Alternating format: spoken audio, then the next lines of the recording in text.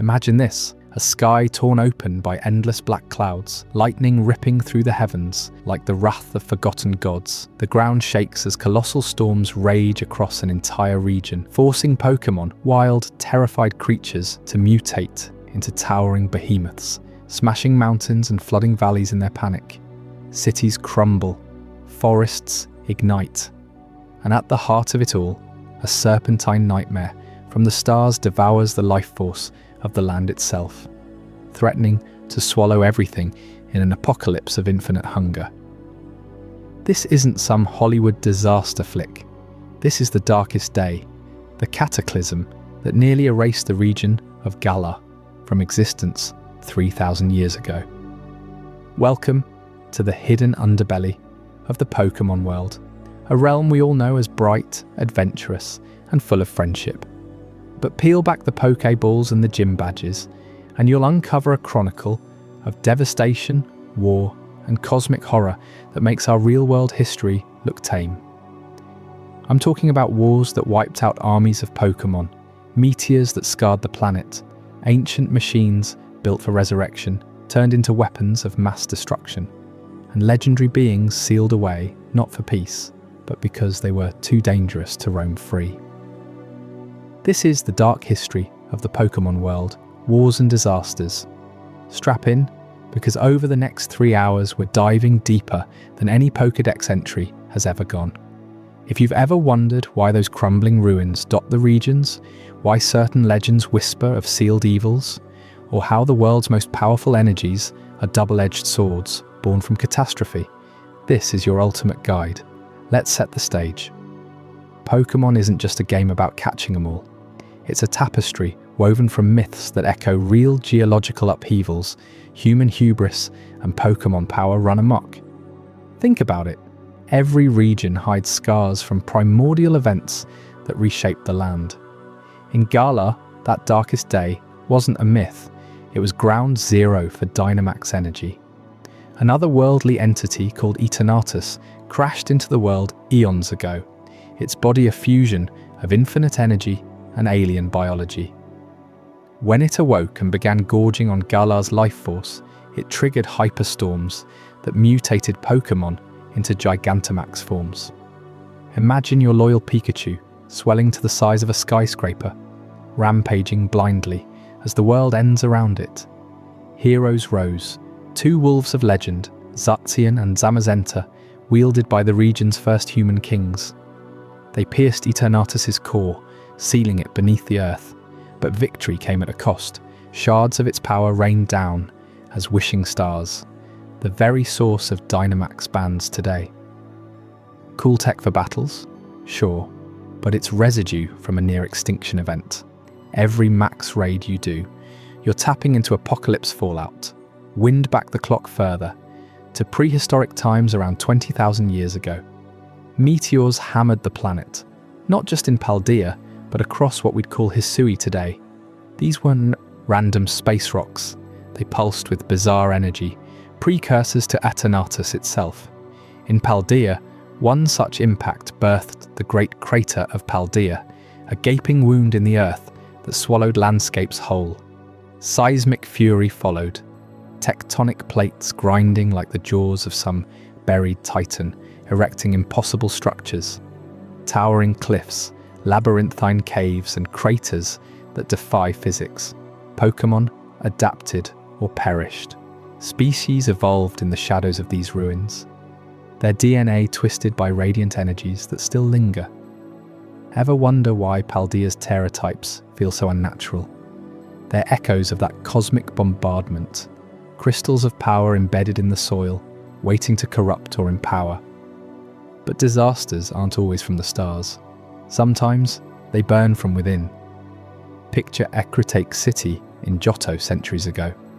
The brass tower, a marvel of ancient architecture, reaching for the heavens, stands proud, until lightning from a freak storm strikes it dead center. Flames erupt, devouring wood and stone for 3 endless days. Inside, 3 holy Pokémon perish in the inferno. Despair grips the land.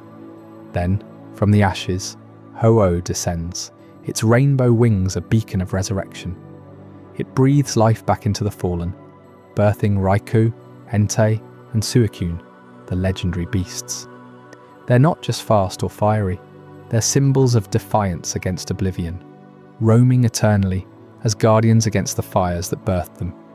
Yet look closer, the burned tower still smoulders in memory, a reminder that even divine intervention leaves scars.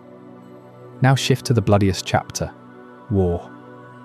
3,000 years ago, in Kalos, humanity's arrogance ignited the ultimate Pokémon holocaust.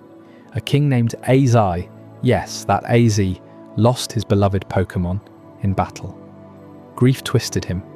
He built a machine to defy death itself, resurrecting his companion. But war escalated. Desperate Az weaponized it, supercharging an army of Pokémon into an unstoppable force. The blast, a light so pure, so destructive, it vaporized legions on both sides. Armies gone, ecosystems shattered, species extinct overnight. Knowledge erased in the fallout, leaving only whispers of the ultimate weapon. Kalos rebuilt on ruins, its fairy tale castles hiding mass graves. Az wandered immortal, haunted, a warning etched in eternity. These aren't isolated tales. Thread them together, and patterns emerge, dark recurring ones. Cataclysms spawn from misused power, a king's machine, an alien invader's hunger, humanity poking gods. Wars and disasters don't just destroy, they obliterate history.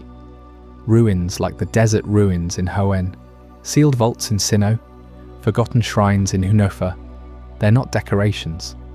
They're tombs for truths too terrifying to remember. After each apocalypse, titans abound. Regirock, Regits, Registeel from the stone, ice and iron ages, primordial constructs, awakened by calamity, then imprisoned to prevent recurrence. Dialga, Palkia, Giratina, the gods of time, space and antimatter, shape reality from chaos, but their battles nearly unraveled it all. Cosmic threats loom larger.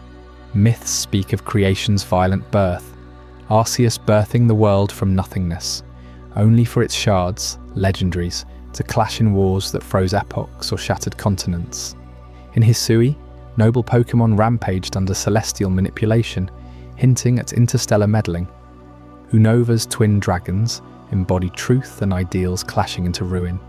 Even Kanto's birds, Articuno, Zapdos, Moltres, guard storm-racked towers, born from elemental fury. Why does this matter? Because the Pokémon world isn't safe. Those energies we love, Dynamax, Terastallization, Z-moves, they're Pandora's boxes, double-edged blades forged in fire. Gigantamax stems from Eternatus's poison, Terra crystals from meteor scars. Every trainer wielding them dances on the edge of history's repeat. But here's the hook. These events connect. Gala's darkest day links to prehistoric meteors. Kalos's war mirrors, AZ's machine with Or's cipher experiments. Johto's tower fire echoes Hoenn's primal reversion cataclysms. Paldea's crater, tied to Hisui's space-time rift. Forgotten knowledge resurfaces in games like Legends, Arceus, Scarlet, Violet, Sword, Shield, piecing a global tapestry of doom. Over the next 3 hours, we'll unearth it all. From the meteor that doomed Paldea to the war that broke Kalos, the beasts born in flame, the seals holding back gods, we'll explore ruins, decode myths, connect dots Game Freak buried deep. This isn't fan theory, it's canon, validated across generations. You'll never see a Pokémon battle the same way. If you're new here, hit subscribe. Dark Lore drops weekly. Like if you're ready for the abyss, comment your scariest Pokémon legend below.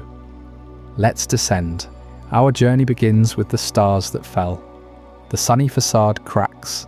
Every Pokémon region you know and love sits on the ruins of near-apocalyptic nightmares.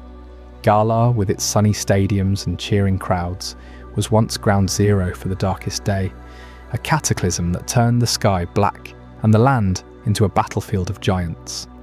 3,000 years ago, an otherworldly beast called Eternatus crashed into the region, hungry for energy. It didn't just attack, it absorbed everything, triggering endless storms that warped Pokémon into massive Dynamax forms, behemoths rampaging across the countryside, toppling cities and swallowing rivers whole. You can picture the panic, right? Trainers' ancestors fleeing as their world literally grew to crush them. But here's where legends kick in.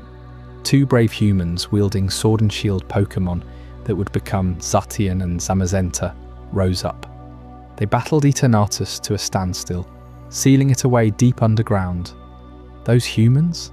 They crowned themselves Galar's first kings, their victory etched into every fairy tale told to kids today. Shards of Eternatus' power rained down as wishing stars, the very source of Dynamax energy that powers those epic battles you watch in games. Sounds heroic, doesn't it? Yet dig deeper and that whimsy cracks wide open. Those stars weren't gifts, they were fallout from a disaster that nearly erased Galar from the map. And Galar's not alone. Look at Kalos, that elegant land of eternal beauty and mega evolutions. 3,000 years back, it was a war zone. A massive conflict raged, Pokémon dying by the thousands, in battles between kingdoms, hungry for dominance. One king, AZ, lost his favourite Pokémon in the fray. Grief twisted him. He built a machine to bring it back to life, the ultimate resurrection device. It worked, but then he weaponized it, pointed it at entire armies, and unleashed a blast of ultimate energy that vaporized soldiers and beasts alike, ending the war in one horrifying instant. The machine was dismantled, AZ wandered off, immortal and broken, but the scars, they're everywhere. Pokémon species vanished forever. History books burned, knowledge lost. That pristine Kalos countryside hides mass graves under its flowers. You start to see the pattern, don't you? This isn't random violence. It's recurring, tied to power too vast for any one soul to handle. Take Johto's Ecruteak City, with its misty towers and ghost stories. Centuries ago, the brass tower stood tall until lightning cracked the sky and set it ablaze. The fire burned for 3 straight days, unrelenting.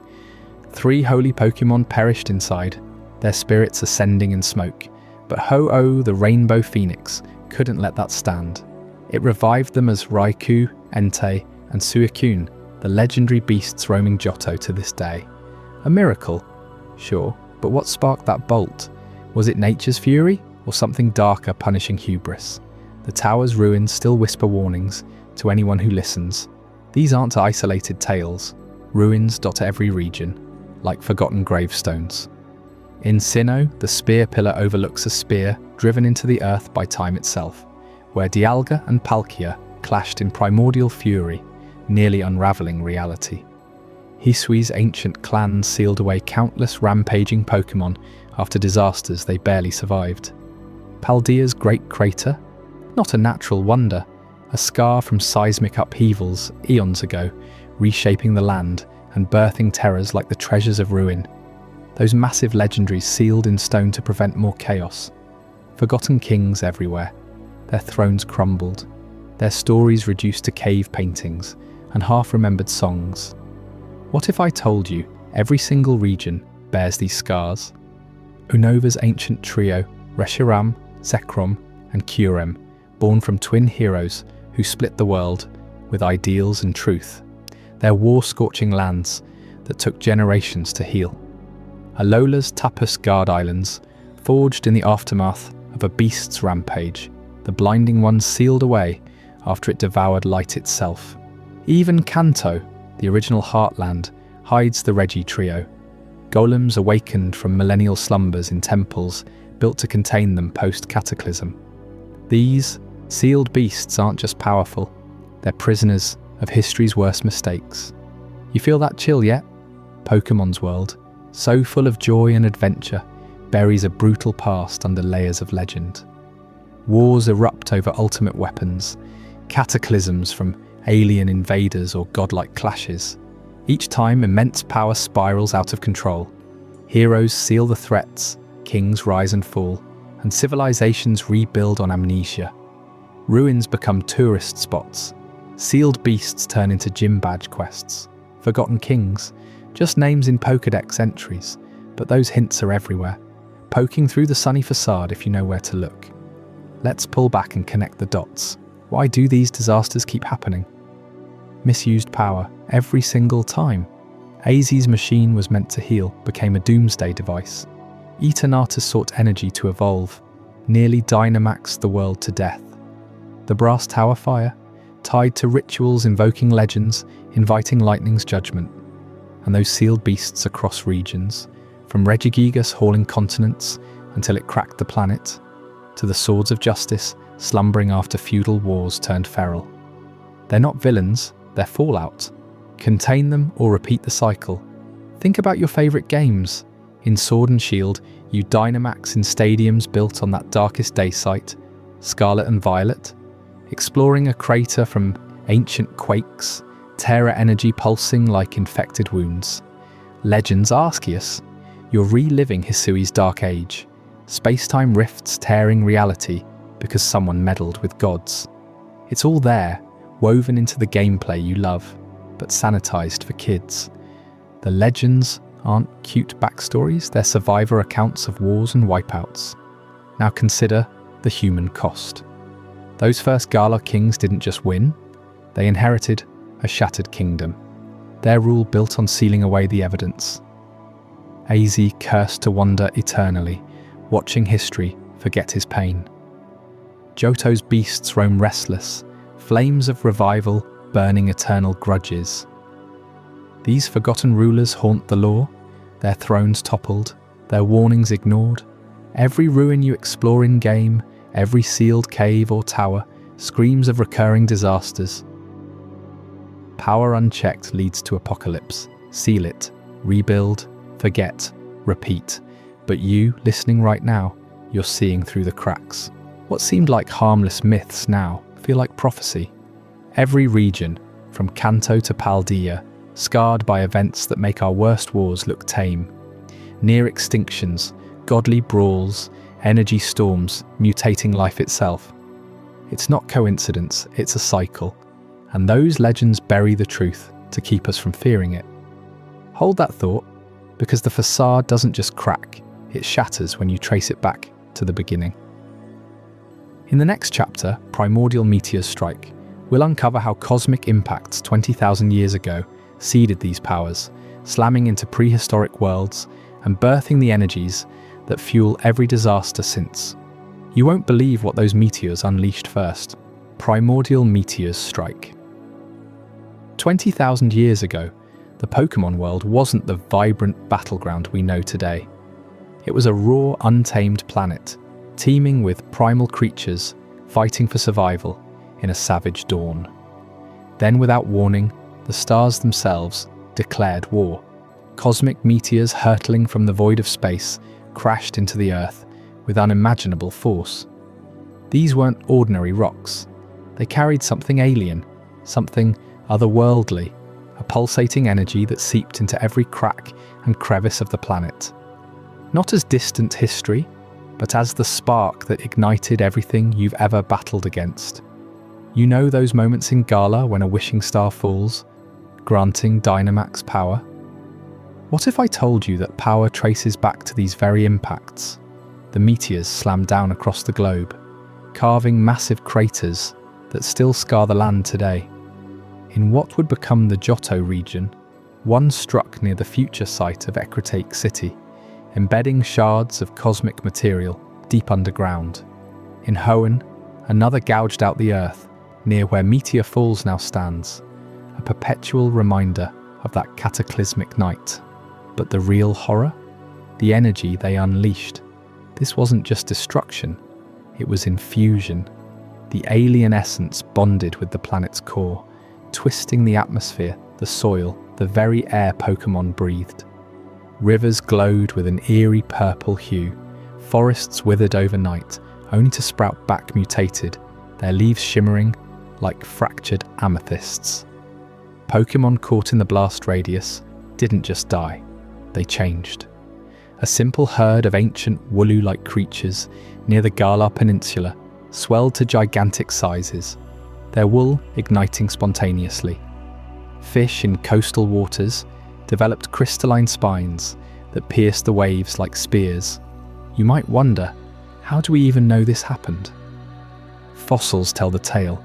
Archaeologists in Sinnoh have unearthed meteor fragments laced with an energy signature matching Eternatus's own power core. That's right, the Darkest Days architect. Its origins lie here, in these primordial strikes. The meteors weren't random. They were harbingers, seeding the planet with a hungering force that would one day awaken as a planet-devouring dragon. Scattered reports from ancient Unovan lore speak of sky serpents falling first, guiding the meteors like missiles. Were they scouts? Precursors? The evidence points to yes. As the dust settled, the strange phenomena began. Geysers erupted not with water, but with raw energy blasts that warped reality. In the skies over Paldea, auroras danced eternally, birthing spectral Pokémon that phased in and out of existence. One impact site in Kanto formed what we'd later call the Moonlit Sea, where tidal waves of cosmic radiation created the first ghost types, ethereal wanderers haunting the fog-shrouded shores. You can still find remnants today, those odd stones in Cerulean Cave, pulsing faintly, whispering secrets of that era. But here's where it gets personal. For every trainer, these phenomena weren't one-offs. They foreshadowed threats that echo through Pokémon history. Think about Eternatus, that colossal beast trying to suck Galar dry. Its power? Born from these meteors. The energy mutated ecosystems, creating double-edged gifts. Pokémon gained strength, but at a cost. Packs of early Rhyhorn stampedes leveled mountains, only for the survivors to burrow deeper, emerging centuries later as the unbreakable Rhyperior line.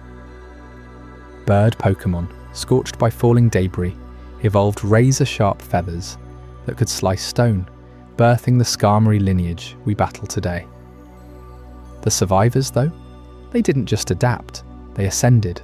Pokémon that endured the blasts evolved into Titans, colossal beings that redrew the maps of the early world. Imagine a primeval Tyranitar, already a brute, swelling to dwarf mountains after absorbing meteor shards. It rampaged across what is now Unova, shattering proto-continents and forcing herds to migrate en masse. In the frozen tundras of Sinnoh's predecessors, woolly mammoth-like mammoth-swine herds transformed into ice behemoths, their tusks carving glaciers that still cap the peaks. These titan evolutions reshaped everything. Ecosystems collapsed and reformed around them. Forests that once teemed with tiny insect Pokémon became vast plains dominated by lumbering giants. Rivers diverted around the feet of slumbering Regigigas-like entities, born from the Earth's fusion with cosmic might. One legend from Alola whispers of a Tapu ancestor, a coral guardian that absorbed meteor energy, growing so vast it shielded entire archipelagos from tsunamis. But power like that demands balance. Many titans went berserk, their bodies unable to contain the alien surge.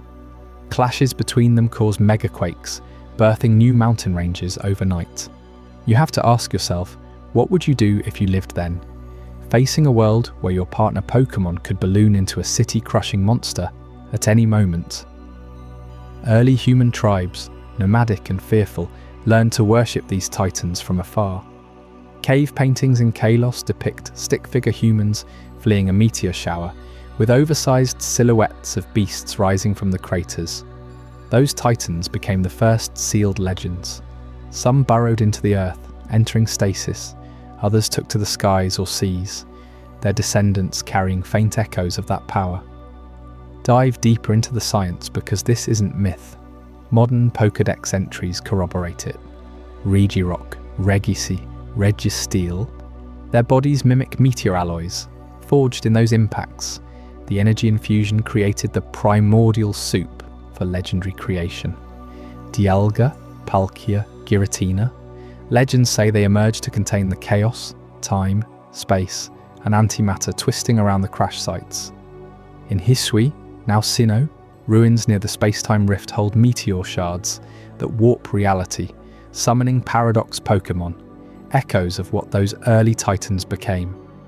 The reshaping went beyond beasts, plants, mutated too. Berries that granted bursts of strength, meteor-born. Those glowing stones trainers hoard for evolution. Shards of the apocalypse, entire regions pivoted. Galar's wilds, once lush, turned rugged from titan footsteps, priming it for Dynamax anomalies. Paldea's plateaus, uplifted by underground surges from buried meteors. You battle on land sculpted by catastrophe. But survival bred resilience.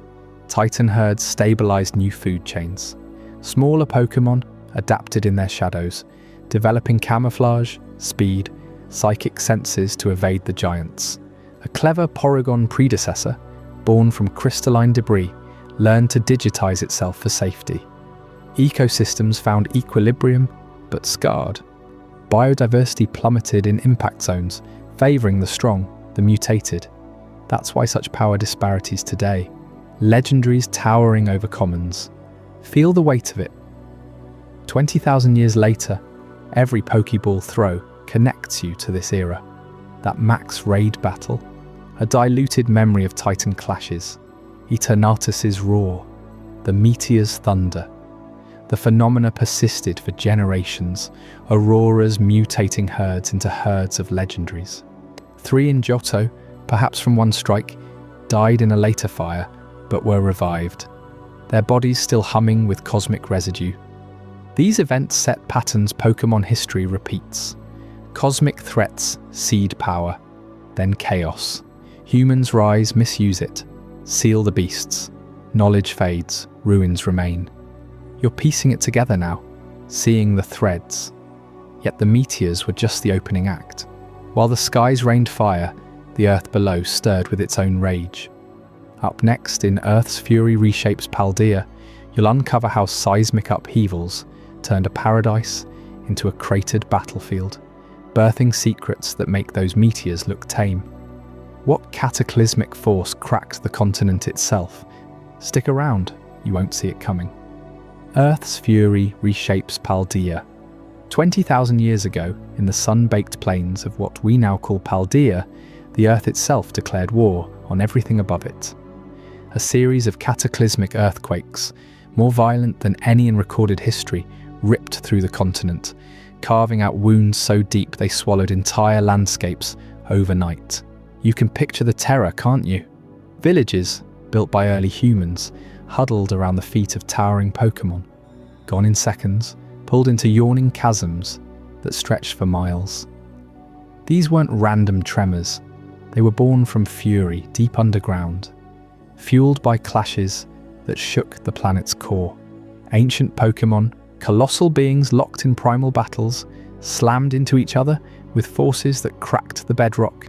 Think of it, herds of stampeding Titan Pokémon, their footsteps alone enough to level forests. But when they turned on rivals from forgotten eras, the collisions unleashed shockwaves. One such clash, legends whisper, involved behemoths rivaling the size of mountains, their roars echoing like thunder as they tore at the land. Every strike sent fissures racing across Paldea, splitting rivers and burying thriving settlements under tons of rubble. What were these primitive civilizations like, you ask? They weren't the scattered nomads we imagine. Archaeological digs around Paldea's edges reveal sophisticated societies.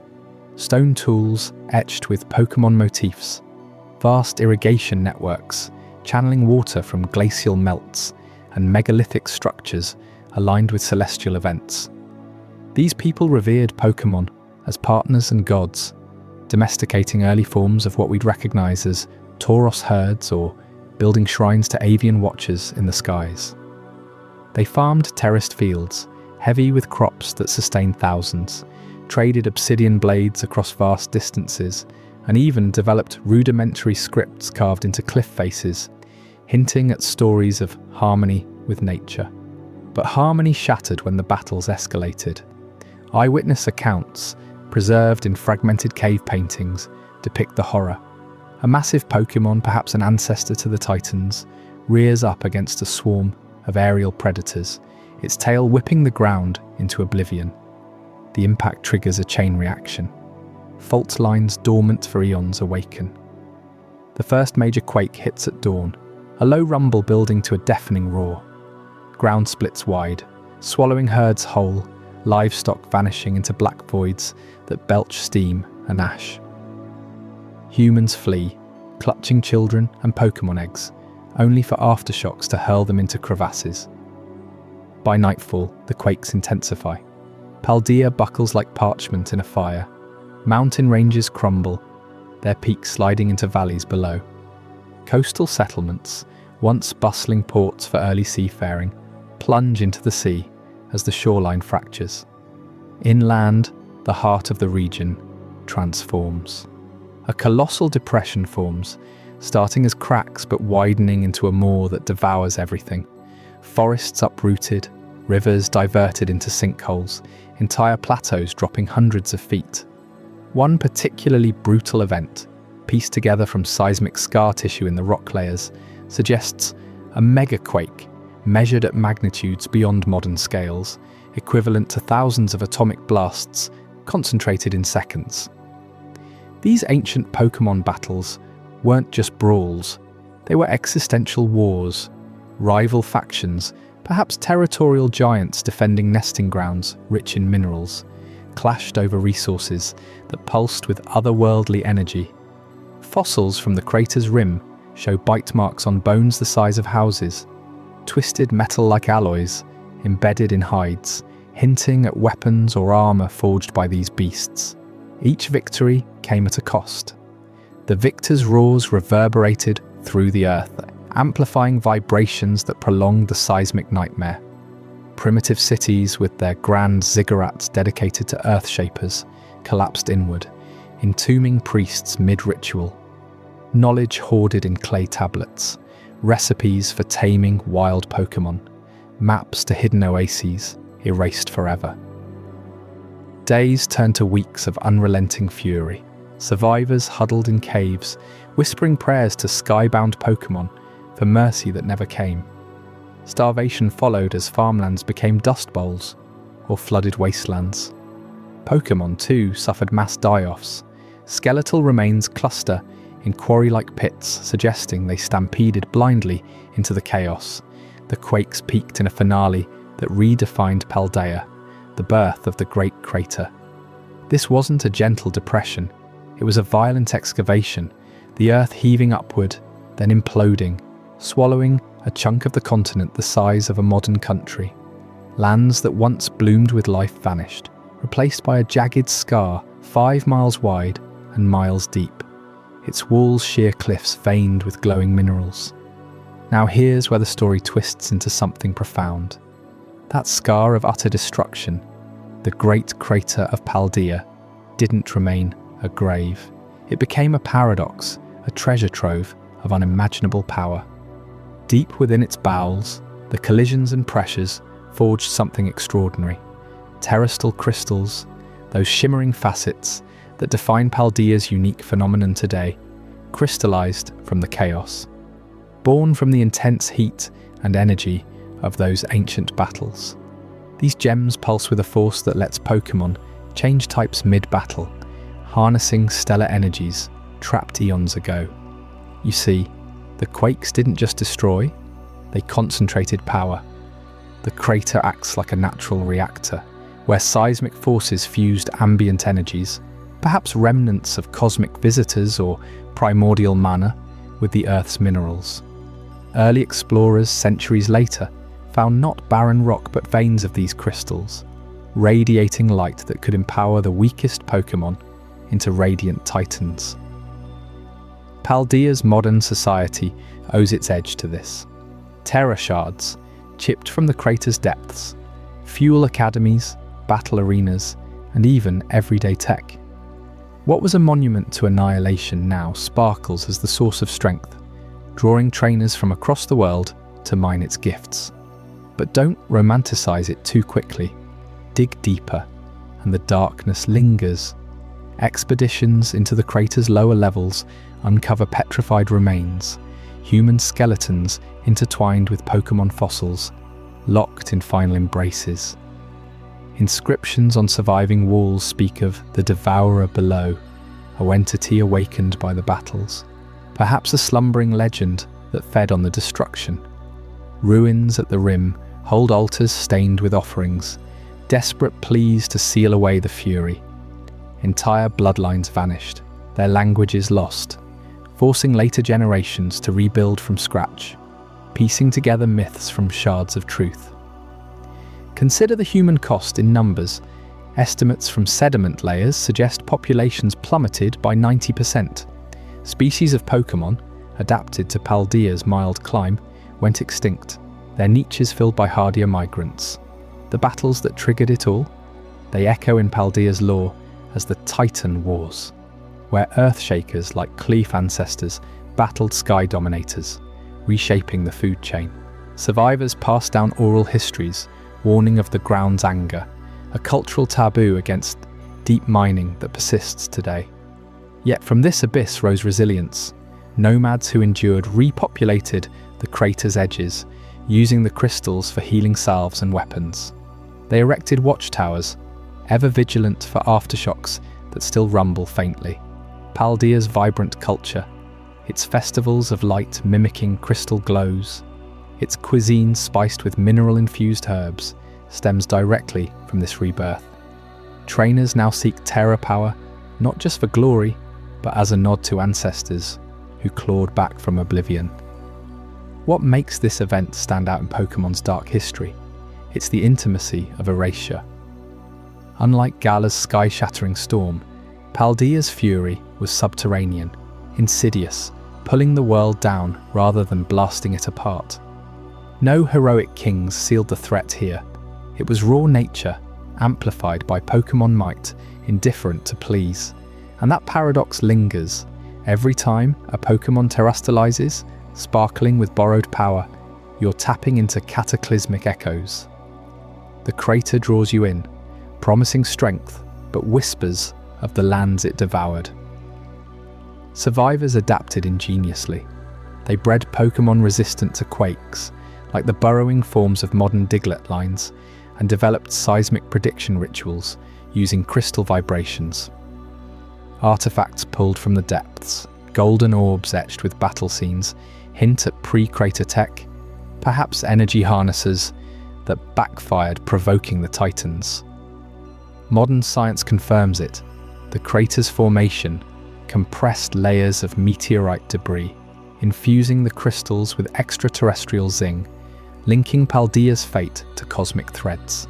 But the true horror? How much more was lost? Primitive civilizations here rivaled those of ancient Unova in complexity, with trade routes spanning oceans.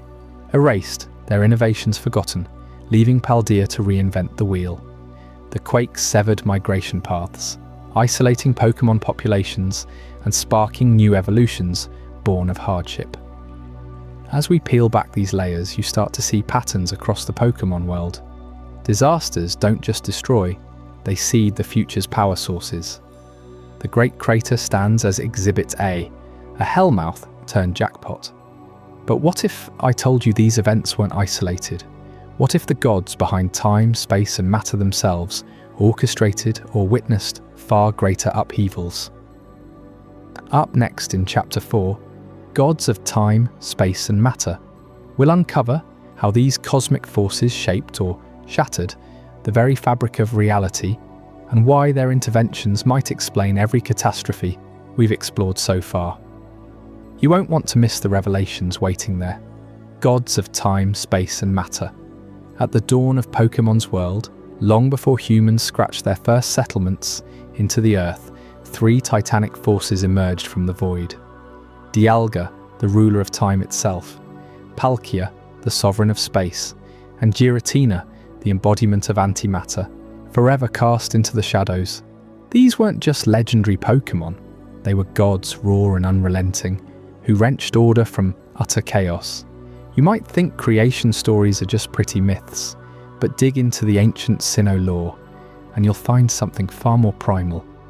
Before mountains pierced the skies or oceans carved their paths, there was only formless turmoil, a swirling maelstrom of potential that could birth worlds or devour them whole.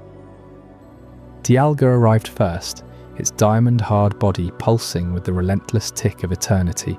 With every breath, it imposed sequence on the madness. Seconds became minutes, days stretched into years, and the chaos began to flow in straight lines instead of endless loops. Time, once a forgotten dream, now marched forward, giving the universe its first heartbeat. But time alone is a hollow shell. Enter Palkia, its pearl-shimmering form, ripping through dimensions like tissue paper.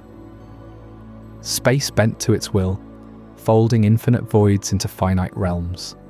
What was scattered became contained. Continents coalesced from dust clouds, skies arched overhead, and the first stars ignited in the black. Together, Dialga and Palkia danced a delicate balance, weaving time and space into the skeleton of reality. Mountains rose in timed eruptions, rivers snaked across newborn plains, all forged from that primordial soup. You can almost hear it, can't you? The grinding roar as nothingness yields to structure, the gods' powers clashing like thunder in the forge of existence. Yet harmony never lasts in tales this ancient. Giratina, the renegade, the outcast shadow born from their union, hungered for its place. Antimatter incarnate, it rejected the rigid order its siblings imposed.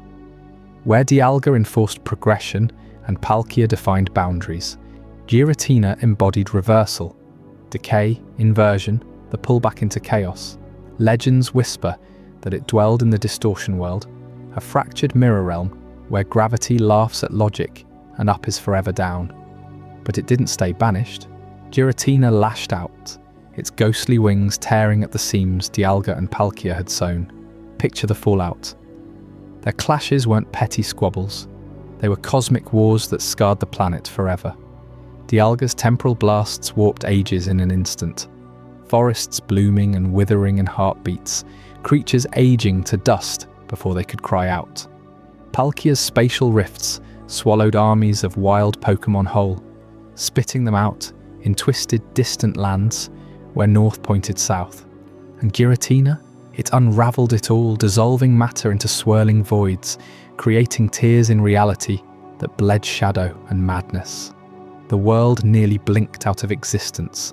Oceans boiled away, skies cracked like eggshells, and the ground split into chasms that plunged miles deep. Dimensional rifts punched through the fabric, portals to pocket dimensions, unstable gateways where time looped eternally or space folded into infinities. These weren't abstract events, they left marks you can trace today. Ever wonder about the reverse world glimpses in Sinnoh's ruins? Those are echoes of Giratina's fury, stable cracks where trainers still stumble into otherworldly horrors, or the temporal anomalies in Coronet, where fossil Pokémon stir unnaturally fast. Dialga's overcorrections, and Palkia's touch lingers in the spatial distortions around Lake Acuity, where the air shimmers and distances deceive. The gods' battles nearly unravelled everything, reducing vast swathes of the world to rubble-strewn wastelands, forcing survivors to claw their way back from the brink.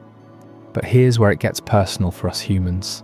We were there, not as kings or trainers, but as wide-eyed witnesses huddled in caves, watching gods birth legendaries from the wreckage. As the clashes peaked, shards of their power rained down, igniting lesser beings into new forms. From Dialga's essence, time Pokémon like Celebi flickered into being, guardians of timelines. Palkia's spatial fury birthed spatial wanderers, phasing through barriers. Giratina's antimatter spawned spectral horrors, ghosts unbound by flesh. Humans saw it all, the skies splitting, legendaries roaring into life amid the storms. They etched the first tales on cave walls, sang songs of the diamond dragon, the pink leviathan, the banished reaper. You have to feel the awe mixed with terror. Imagine your village trembling as a rift opens overhead, spewing otherworldly energy. Pokémon you knew as neighbours mutate, grow colossal, their eyes glowing with stolen divinity. Some accounts, buried in Sinnoh's oldest scrolls, describe human shamans channeling these rifts, briefly commanding time flows or teleporting tribes to safety. But survival demanded sacrifice. To end the cataclysm, Arceus, the creator beyond creators, intervened. It hurled Giratina fully into its exile, binding Dialga to the depths of Metcoronet and Palkia to the spatial pinnacle above.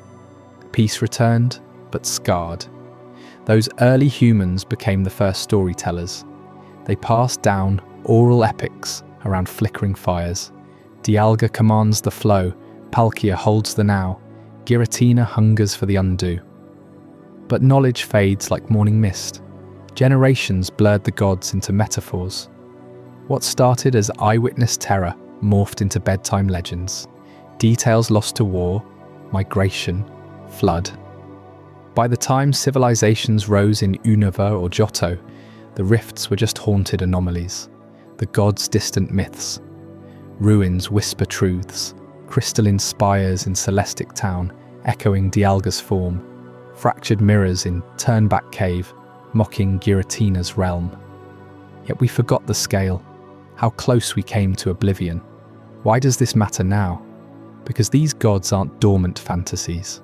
Their power pulses beneath the surface, fueling disasters we still grapple with. Think about the temporal distortions plaguing Or's deserts, or the spatial warps in Hoenn's skies during Rayquaza's rages. Dialga's ticks keep the world's clock running, but overload it and timelines fracture. Pokémon from futures or pasts bleeding through. Palkia's grasp holds regions intact, yet pushed too far, and space collapses, crushing cities into singularities. Giratina's rifts, they've spawned ghost outbreaks, antimatter storms devouring life from the edges. Dive deeper into Sinnoh's hidden texts, and you'll uncover rituals humans once used to appease them. Offerings of pure crystals to Dialga, stabilizing time flows for bountiful harvests, spatial pearls to Palkia, ensuring safe travels across treacherous seas, and for Giratina, blood oaths in shadowed shrines. Lest its wrath seep through, fail and rifts widen, stories tell of entire tribes vanishing into the reverse world, their echoes haunting the living as Pokémon like spectres. But the conflicts linger. Legends hint at cycles. Every few millennia, the balance tips. Dialga accelerates time in panic, aging ecosystems overnight. Palkia expands space uncontrollably, stretching lands thin until they snap. Giratina exploits the cracks, pulling reality inside out. We've seen echoes, the darkest day in Galar mirroring these rifts. Energy from beyond twisting Pokémon into giants. Or Kalus's ultimate weapon, tapping into forbidden spatial temporal energies that echo the gods' wars. Misuse their power, and history repeats. Humans tried harnessing it. Ancient Sinnoh shamans built the spear pillar as a nexus, summoning the trio to bend reality. Success birthed miracles, healing plagues by rewinding time, relocating mountains instantly. But hubris invited disaster. One summoning went wrong. Giratina dragged the pillar half into its world, leaving it a jagged ruin.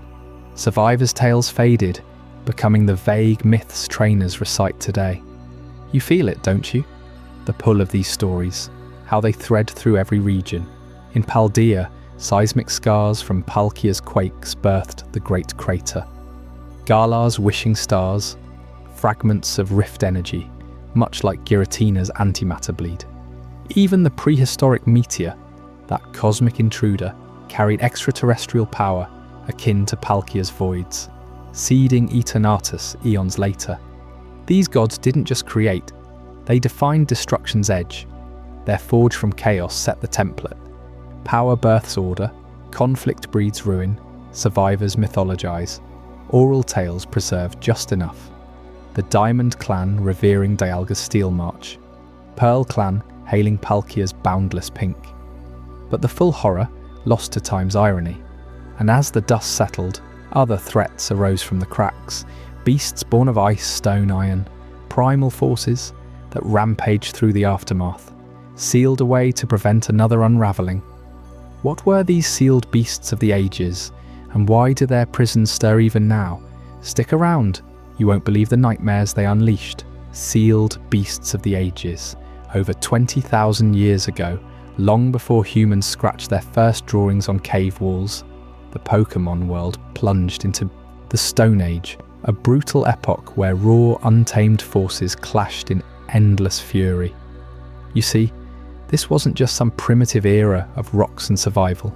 It ended in catastrophe, a planet-shattering disaster that threatened to grind everything to dust.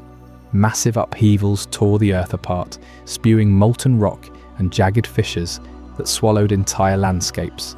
Pokémon of unimaginable size rampaged, their primal roars echoing like thunder across barren plains. What could stop such chaos? Enter Regirock, the colossal guardian forged from the very stone it commands. Towering like a living mountain, its body a mosaic of unbreakable boulders, Regirock rose from the depths to confront the heart of the threat, a seething entity of pure destruction, born from the Earth's furious core. With seismic fists that could pulverize continents, Regirock wrestled the beast into submission, encasing it within an impenetrable prison of granite and quartz. That seal held the Stone Age's nightmare at bay, allowing the world to heal, for life to claw its way back from oblivion. But you know how these ancient tales go. Peace never lasts forever. Fast forward through millennia of fragile recovery, and the world entered the Ice Age around 15,000 years past. In your mind, skies choked with unrelenting blizzards, temperatures plummeting so low that oceans froze solid, locking continents in eternal winter. Glaciers advanced like slow-motion tidal waves, crushing forests and herds alike. Pokémon huddled in desperation, their breaths freezing mid-air as an icy abomination emerged from the poles, a glacial horror that spread frostbite across the globe, turning rivers to knives and winds to shards. This wasn't natural climate shift, it was apocalypse unleashed. Who stepped in? Regisi, the frozen titan, its crystalline form gleaming like a fortress of eternal winter. Eyes glowing with arctic fire, Regis descended upon the threat, its body a weapon of sub-zero fury. It shattered icebergs with a single glare and bound the rampaging entity in chains of unbreakable permafrost, sealing it deep within a glacial tomb. The Ice Age's grip loosened, spring returned, tentative and grateful. Regis stood vigil, ensuring the chill never fully thawed into freedom. Now, you might think these guardians were one-off saviors, myths whispered around campfires, but the pattern repeats, doesn't it? As the world thawed and hardened into the Iron Age, roughly 10,000 years ago, another calamity brewed. This time, it was a metallic plague, rivers of liquid iron flooding valleys, skies raining razor-sharp alloys, and the ground itself mutating into a labyrinth of corrosive steel. Pokémon twisted and rusted in agony, their forms corrupted by an invasive force that hungered to consume all organic life. Forges of hell opened wide, birthing a mechanical monstrosity that forged weapons from living flesh. Enter Registeel, the iron behemoth, its seamless armor impervious to any blade or blaze. Silent and relentless, it marched into the inferno, grappling the core threat with limbs that could bend mountains. In a clash that scarred the planet, Registeel compressed the entity into a vault of hyper-dense alloy, sealing it away where no hammer could reach. The Iron Age's forge fires dimmed. The world breathed again, metals cooling into tools rather than tombs. What ties these eras together? Regirock, Regisaur, and Registeel weren't just reactors to disaster, they were purpose-built imprisoners. Legends from Hoenn, where their ruins still stand as silent sentinels, reveal the truth. These Regi-Titans were created or awakened by ancient forces, Perhaps the same gods of time and space we've touched on before, to contain threats too vast for mortals. Each disaster birthed a sealed beast, primal evils that embodied the age's destructive essence. Ragnarok crushed the stone beast, a rock-slide incarnate of tectonic rage. Regicide entombed the frost beast, a blizzard with a mind of malice. Registeel forged the iron beast into submission, halting a rust that devoured worlds. These guardians didn't destroy the threats, they imprisoned them, layering seals of elemental mastery to prevent recurrence. Think about it. Why seal when you can annihilate? Because total destruction risked unleashing even worse chaos, echoes of power splintering into new nightmares. The Regi trio became eternal wardens, their bodies prisons as much as protectors, standing dormant in ruins until called upon. You feel that chill down your spine yet? Because here's the twist that shatters the fairy tale. These seals aren't eternal, they're temporary. Cracks have formed over eons, power seeping into our modern world, like poison through stone. In Hoenn's deepest caves, trainers report Regirock stirring, its eyes flickering as stone anomalies plague the region. Earthquakes without cause, boulders levitating in defiance of gravity. Is the stone beast whispering through the fissures? Regicide's glacial layers melt unnaturally, birthing ice storms in tropical zones, Pokémon frozen mid-battle with no explanation. And Registeel? Its iron form hums with energy, drawing metallic Pokémon into frenzies, as if the iron beast's corrosion calls them home. These leaks aren't random, they're harbingers, ancient texts pieced from shattered tablets in the desert ruins, warn of the awakening, when seals weaken and beasts stir. We've seen it before, Eternatus's power scattering as wishing stars, Kalos's weapon erasing history. The pattern screams at us. Misused primordial forces lead to seals, but time erodes all bars. Let me take you deeper into the Stone Age seal. Archaeological digs in what we now call Sinnoh's Mountains uncover petroglyphs depicting Regirock, not as a hero, but a jailer dragging chains across a fractured world. The disaster? A cataclysmic meteor swarm, precursors to the prehistoric impacts we discussed, slamming into the planet and awakening subterranean horrors. Lava, beasts erupted, fusing rock with rage until Regirock compressed them into its core. Trainers who battle Regirock today feel it, the weight of imprisoned fury in every rock slide, every ancient power. One explorer's journal, dated centuries ago, describes awakening the Guardian only to flee as the ground split, releasing puffs of geothermal gas that warped nearby Rattata into stone-like mutants. That's the leak manifesting, power bleeding into the ecosystem. Shift to the Ice Age, and Paldea's tundras hold clues. Regis slumbers in Island Cave, its seal etched with runes of containment. The frost beast was no mere storm, it was a sentient glacier, sliding across continents, entombing cities in ice that never melted. Regis halted it by flash freezing its nucleus, but now, climate anomalies in Unova mirror those days. Sudden blizzards burying battlefields, Abermarsnow evolving prematurely under strange auroras. Scientists dismiss it as weather, but you know better. The seal thins, and with it, the beast's chill seeps out, altering DNA, birthing ice types with unnatural aggression. The Iron Age hits closest to home for industrial eras. Registeel's ancient tomb in Hoenn vibrates with electromagnetic pulses, scrambling Pokeballs miles away. The Iron Beast, a swarm entity of liquid metal, assimilating life into hive-minded drones.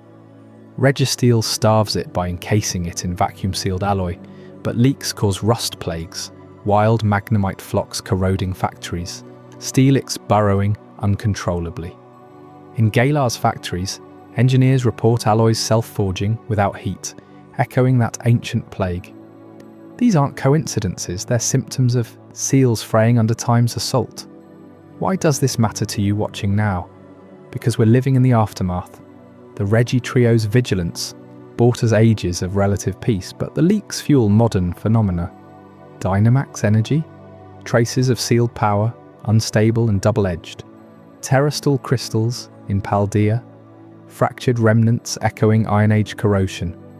Every time a Regi awakens in a game, it's a nod to this law, a warning. Ancient humans revered them as beasts of the ages, building shrines not to worship, but to reinforce seals with prayer and offerings. Johto sages spoke of the trio's burden, how their immobility is punishment and duty, forever guarding lest beasts recur. Imagine the hubris of those who poke the ruins today. Trainers capturing guardians, unwittingly weakening bonds. Reports from competitive battles show Regirock shattering stadiums, Regis flash-freezing crowds, Registeel magnetizing gear into shrapnel.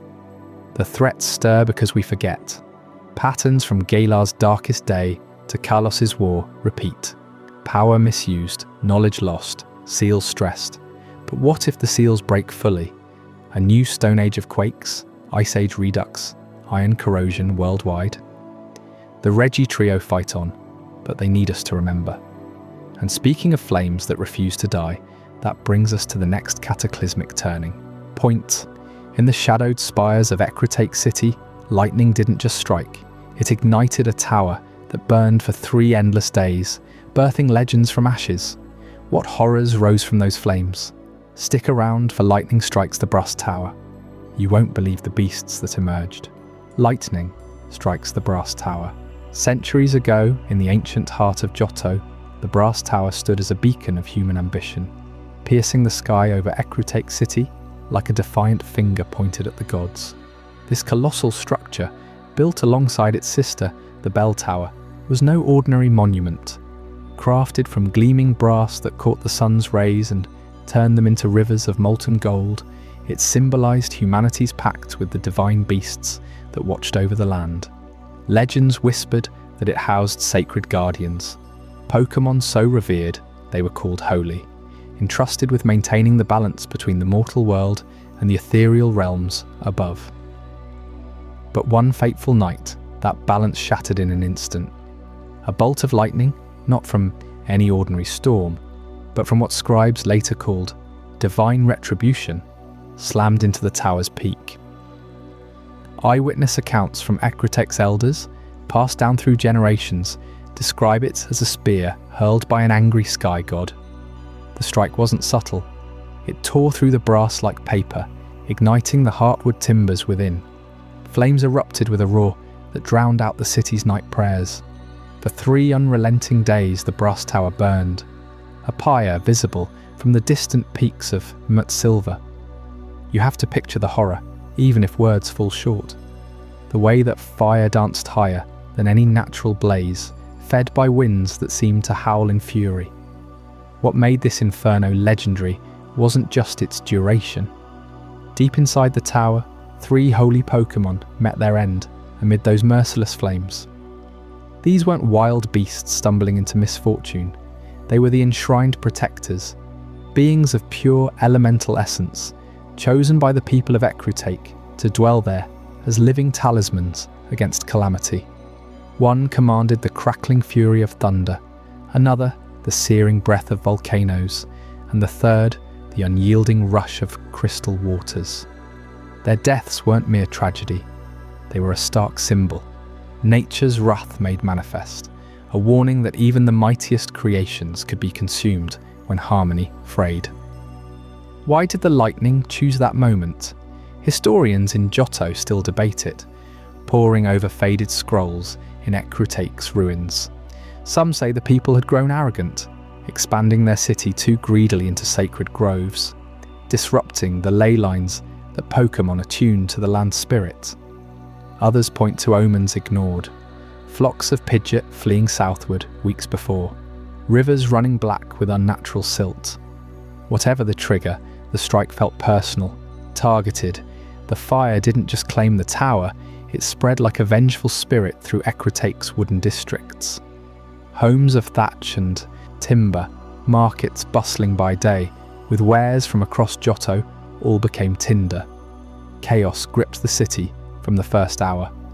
Families fled into the streets, clutching children and Pokémon alike, their screams mingling with the crackle of collapsing beams. Smoke choked the air, thick and acrid, turning day to choking twilight. Warriors from the local clans rushed in, with water Pokémon, Squirtle, and Poliwag blasting streams that evaporated before touching the blaze. But the fire laughed at their efforts, leaping from rooftop to rooftop, driven by gusts that bent trees double. By dawn of the second day, half of Ecruteak was aflame, the once proud streets reduced to rivers of ash. You might wonder, how close did it come to wiping Johto off the map? Closer than you think. Ecruteak wasn't just any city, it was the heartland, the crossroads where trade routes from Kanto converged with Johto's fertile valleys. The fire threatened to leap the river bridges, carrying embers on the wind toward Olivine Port and Goldenrod's granaries. If those had gone up, famine would have followed, starving the region through a brutal winter. Refugees poured out in waves, clogging paths to the south, where bell tower priests offered what shelter they could. Pokémon stampeded in panic, Tauros herds trampling fields, while flying types wheeled overhead in desperate search patterns for lost trainers. Amid the pandemonium, stories emerged of unnatural phenomena. Witnesses swore they saw spectral flames twisting into shapes, mimicking the forms of the lost holy Pokémon, as if their essences rebelled against oblivion. The air hummed with static, sparks dancing on metal armor and jewelry, foreshadowing storms that lashed the ruins for weeks after. Elders chanted ancient rites, sacrificing berries and incense at makeshift altars, begging the skies for mercy. But the blaze raged on. Day 3 dawning with the tower now, a skeletal husk, its brass warped into grotesque shapes like the claws of some buried demon. This wasn't Pokemon's first brush with such fury, and you know that from the tales we've uncovered before. Think back to those prehistoric meteors cratering ancient lands, or the seismic upheavals carving Paldea's scars. Nature in the Pokémon world doesn't strike blindly, it responds. The brass tower fire echoed those cataclysms, a reminder that power borrowed from legendaries comes with strings. Humans built the tower to honour the divine, yet in their hubris, they housed living gods in a cage of metal and wood, vulnerable to the very elements those Pokémon embodied. Dig deeper into Ecruteak's lore, and you'll find clues to the Holy Trio's identities. They weren't nameless. Folklore names them as precursors to the beasts we know, embodiments of storm, fire, and flood that predated even the earliest gym leaders. The Thunder Guardian could summon bolts from clear skies, protecting pilgrims from bandits. Its firekin melted ores in its sleep, aiding blacksmiths who forged. Johto's legendary blades, the water spirit purified tainted wells, ensuring bountiful harvests. Losing them wasn't just a blow to faith, it fractured the city's soul. Artifacts recovered from the ashes, charred amulets etched with their runes, now sit in hidden vaults, pulsing faintly as if echoing unresolved rage. The spread of the fire forced hard choices. City leaders evacuated the inner sanctums, abandoning heirlooms and scrolls that chronicled Johto's founding. One elder, a seer named Calith, documented the peril in a journal that survived by miracle, tucked into a Quagsire's waterproof pouch.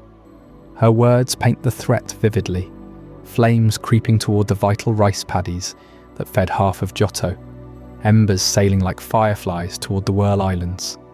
Had they crossed, the chain reaction could have ignited coastal forests, drawing in ocean currents warped by heat, flooding lowlands in steam and chaos.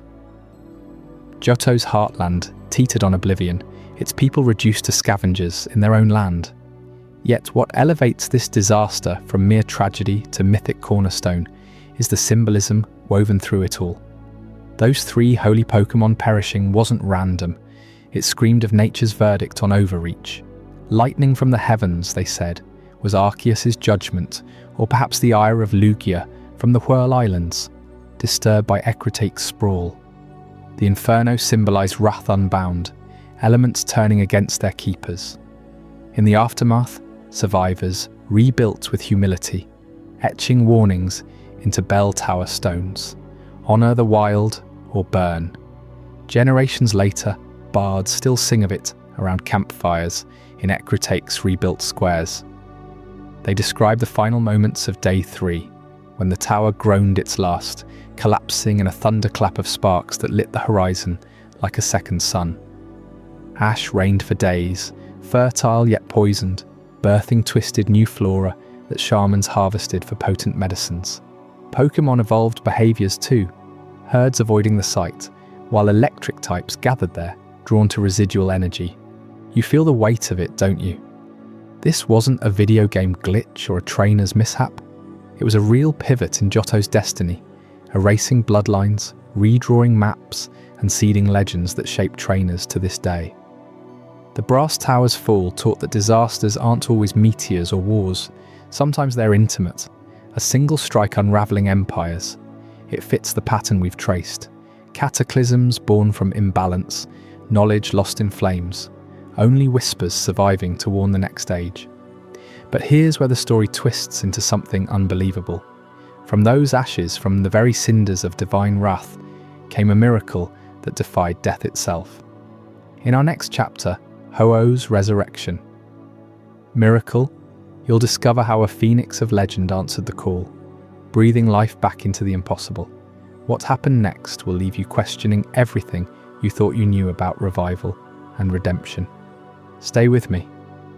Before we dive deeper into this incredible journey, I'm curious, where in the world are you watching this from?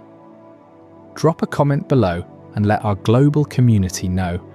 And if you're finding this as mind-blowing as I am, hit that like button to help more people discover this story. Ho-Oh's Resurrection. Miracle centuries ago, in the heart of Johto's ancient Ecrutake city, the Brass Tower stood as a beacon of human ambition, piercing the sky like a defiant finger pointed at the gods.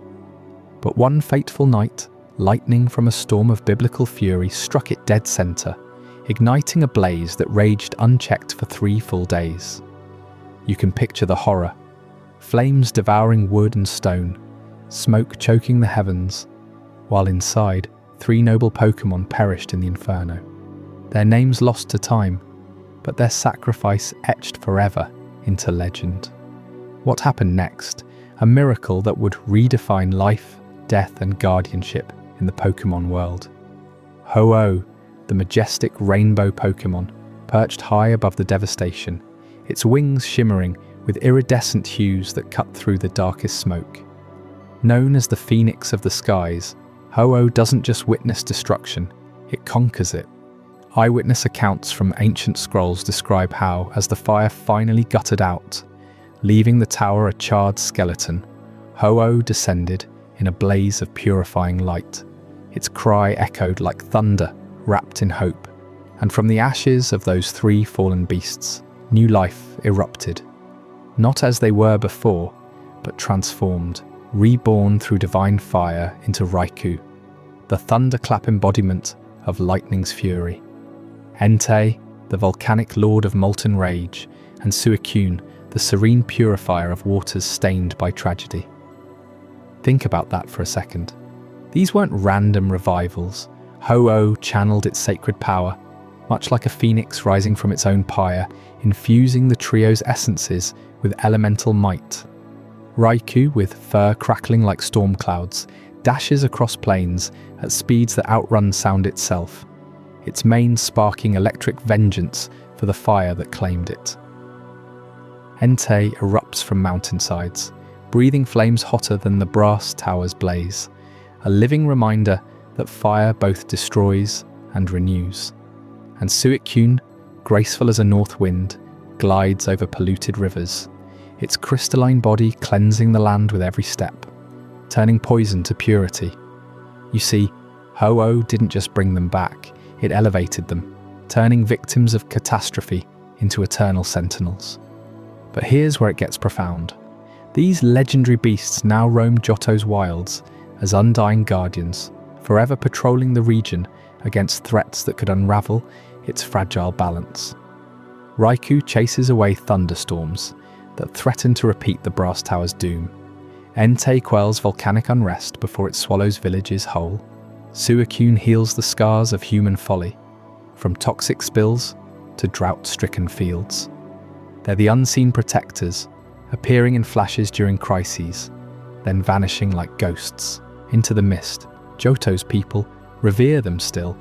Shrines dot the landscape, offerings of berries and incense left in hidden groves where their paw prints linger like sacred sigils.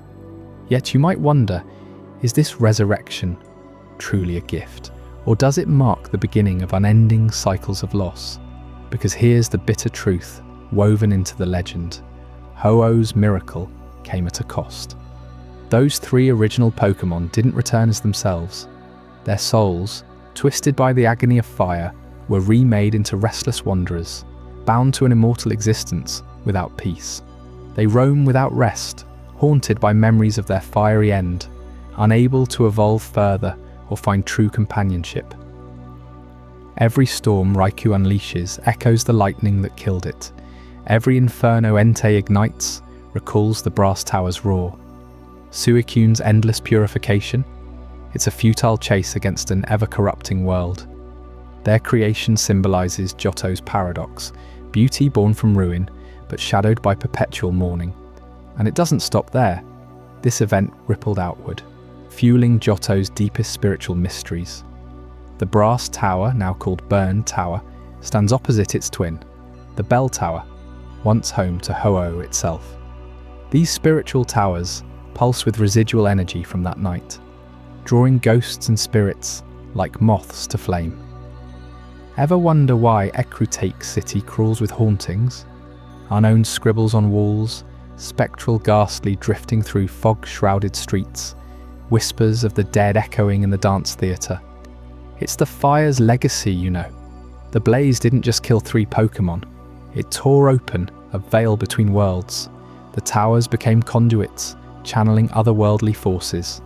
Bell Tower summons Lugia from the seas during whirlpools of chaos, while Burned Tower occasionally stirs the beasts themselves, their roars shaking the earth as if calling out from limbo. Dive deeper into the lore, and you'll find ancient Jotun texts describing how the beast's rebirth synchronized with the land's ley lines.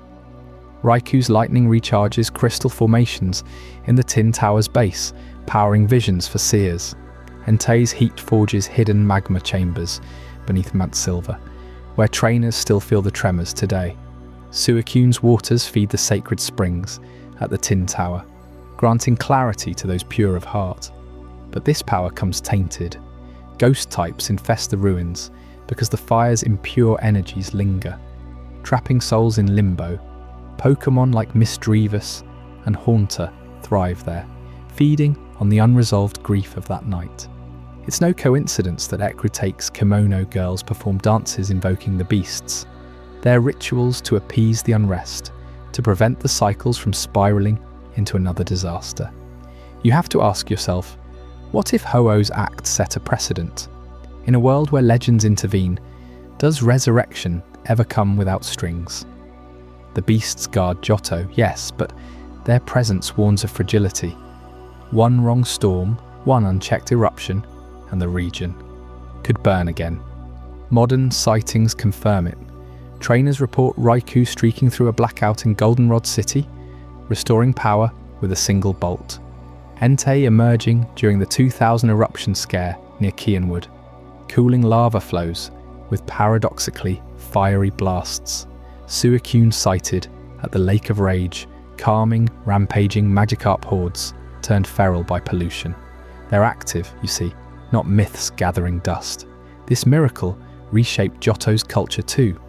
Festivals, like the Burning Tower Remembrance Light, controlled bonfires, where folks share tales of loss and renewal.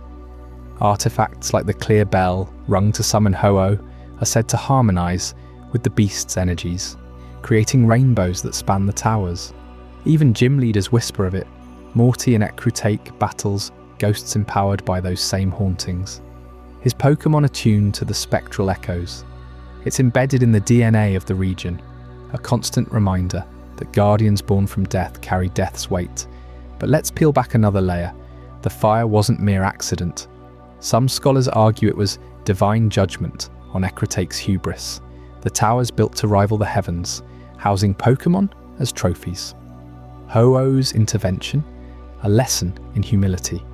The beast's immortality ensures the lesson endures. Their roams a patrol against repeating sins. Compare it to Gala's darkest day, where power mutated Pokémon into giants. Here, fire mutated souls into legends. Both double-edged, salvation laced with sorrow. Imagine training one. Wait, no, you've chased them in games, right? Crystal's legendary chase, where Suicune leads you on a purifying quest. But in lore, catching them? Impossible. They're too tied to their cycle. Folklore says only the pure-hearted glimpse them, and even then they vanish, leaving auroras or steam in wake. Their stats scream unrest. Raiku's blistering speed, Entei's raw power, Suicune's evasion, like they're fleeing their past. And the ghost hauntings? They're the flip side. Burned Tower crawls with wild Pokémon warped by fire's residue. Coughing, spewing toxic smoke. Houndour packs howling at moons. Deeper floors hide ghastly evolutions, born from embers that never fully died. It's a hotspot for dark types too, drawn to the loss. Trainers venture in, but many return shaken, claiming visions of burning beasts before their rebirth. The towers stand as Johto's spiritual heart, yes, but haunted by fire's unforgiving legacy. This cycle of loss repeats in subtle ways. Every time a beast appears, reports spike of ghostly activity, lights flickering in Ecratake, cold spots on roots. It's as if their presence stirs the veil thinner. Revelation hits hard. The brass tower fire didn't end. It fuels everything spectral in Johto.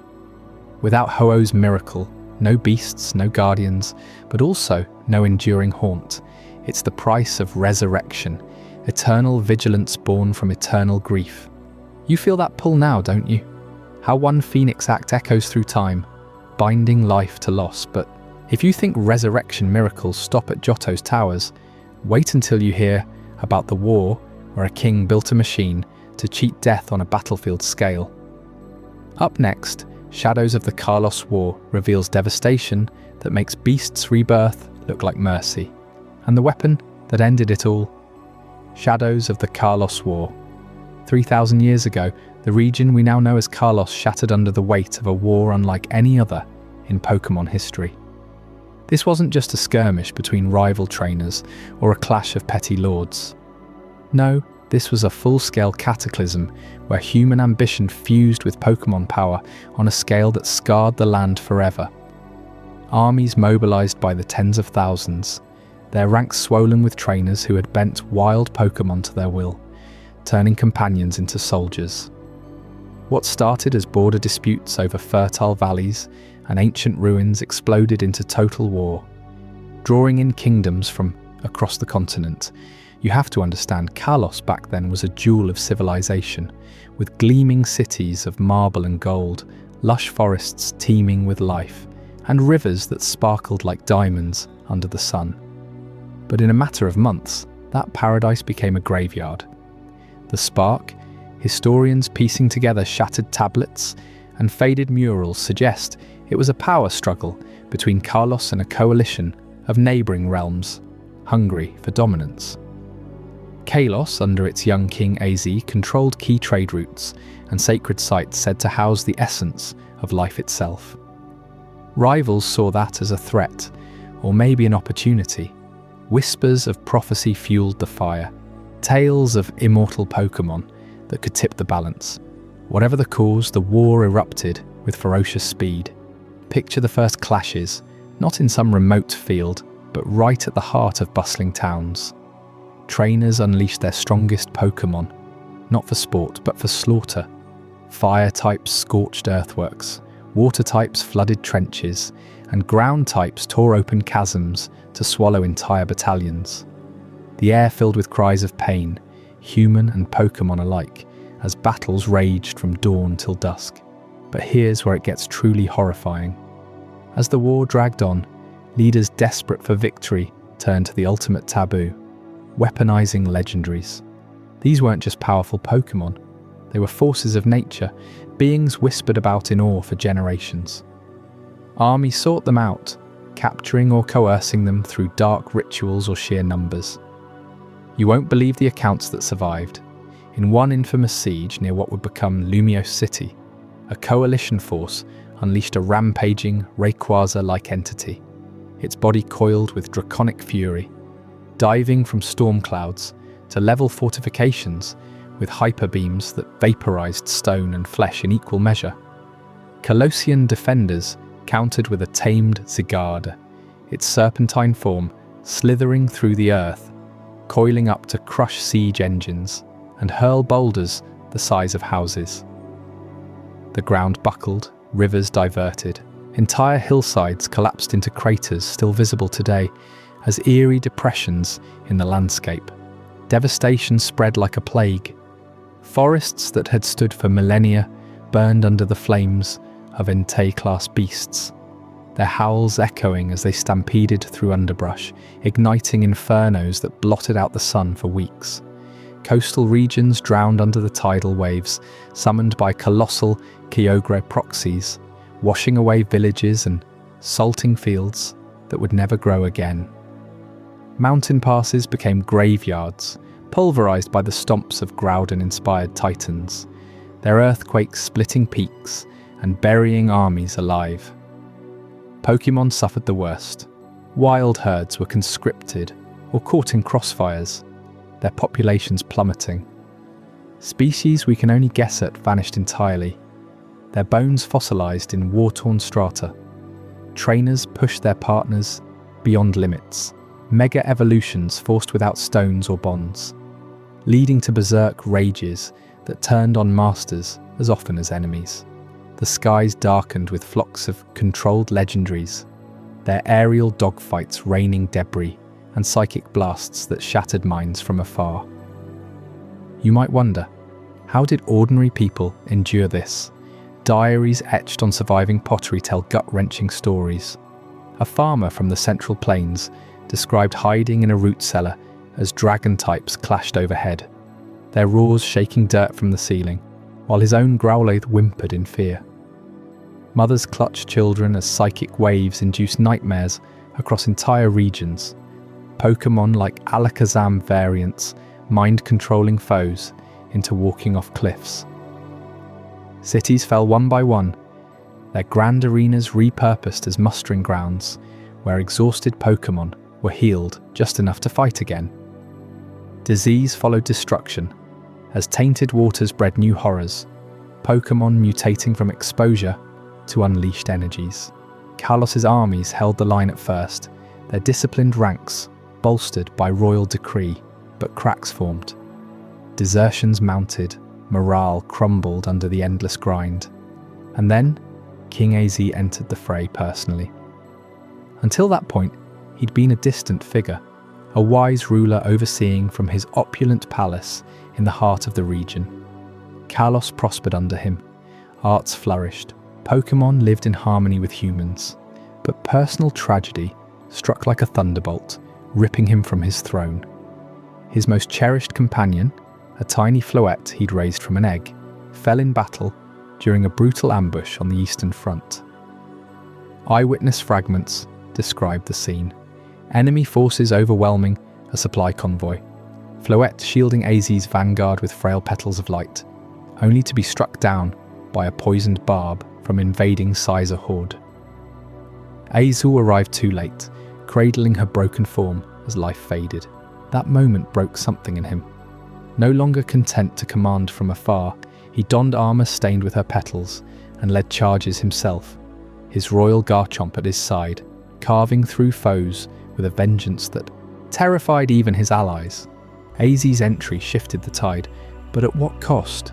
His presence rallied the weary, inspiring feats of valour.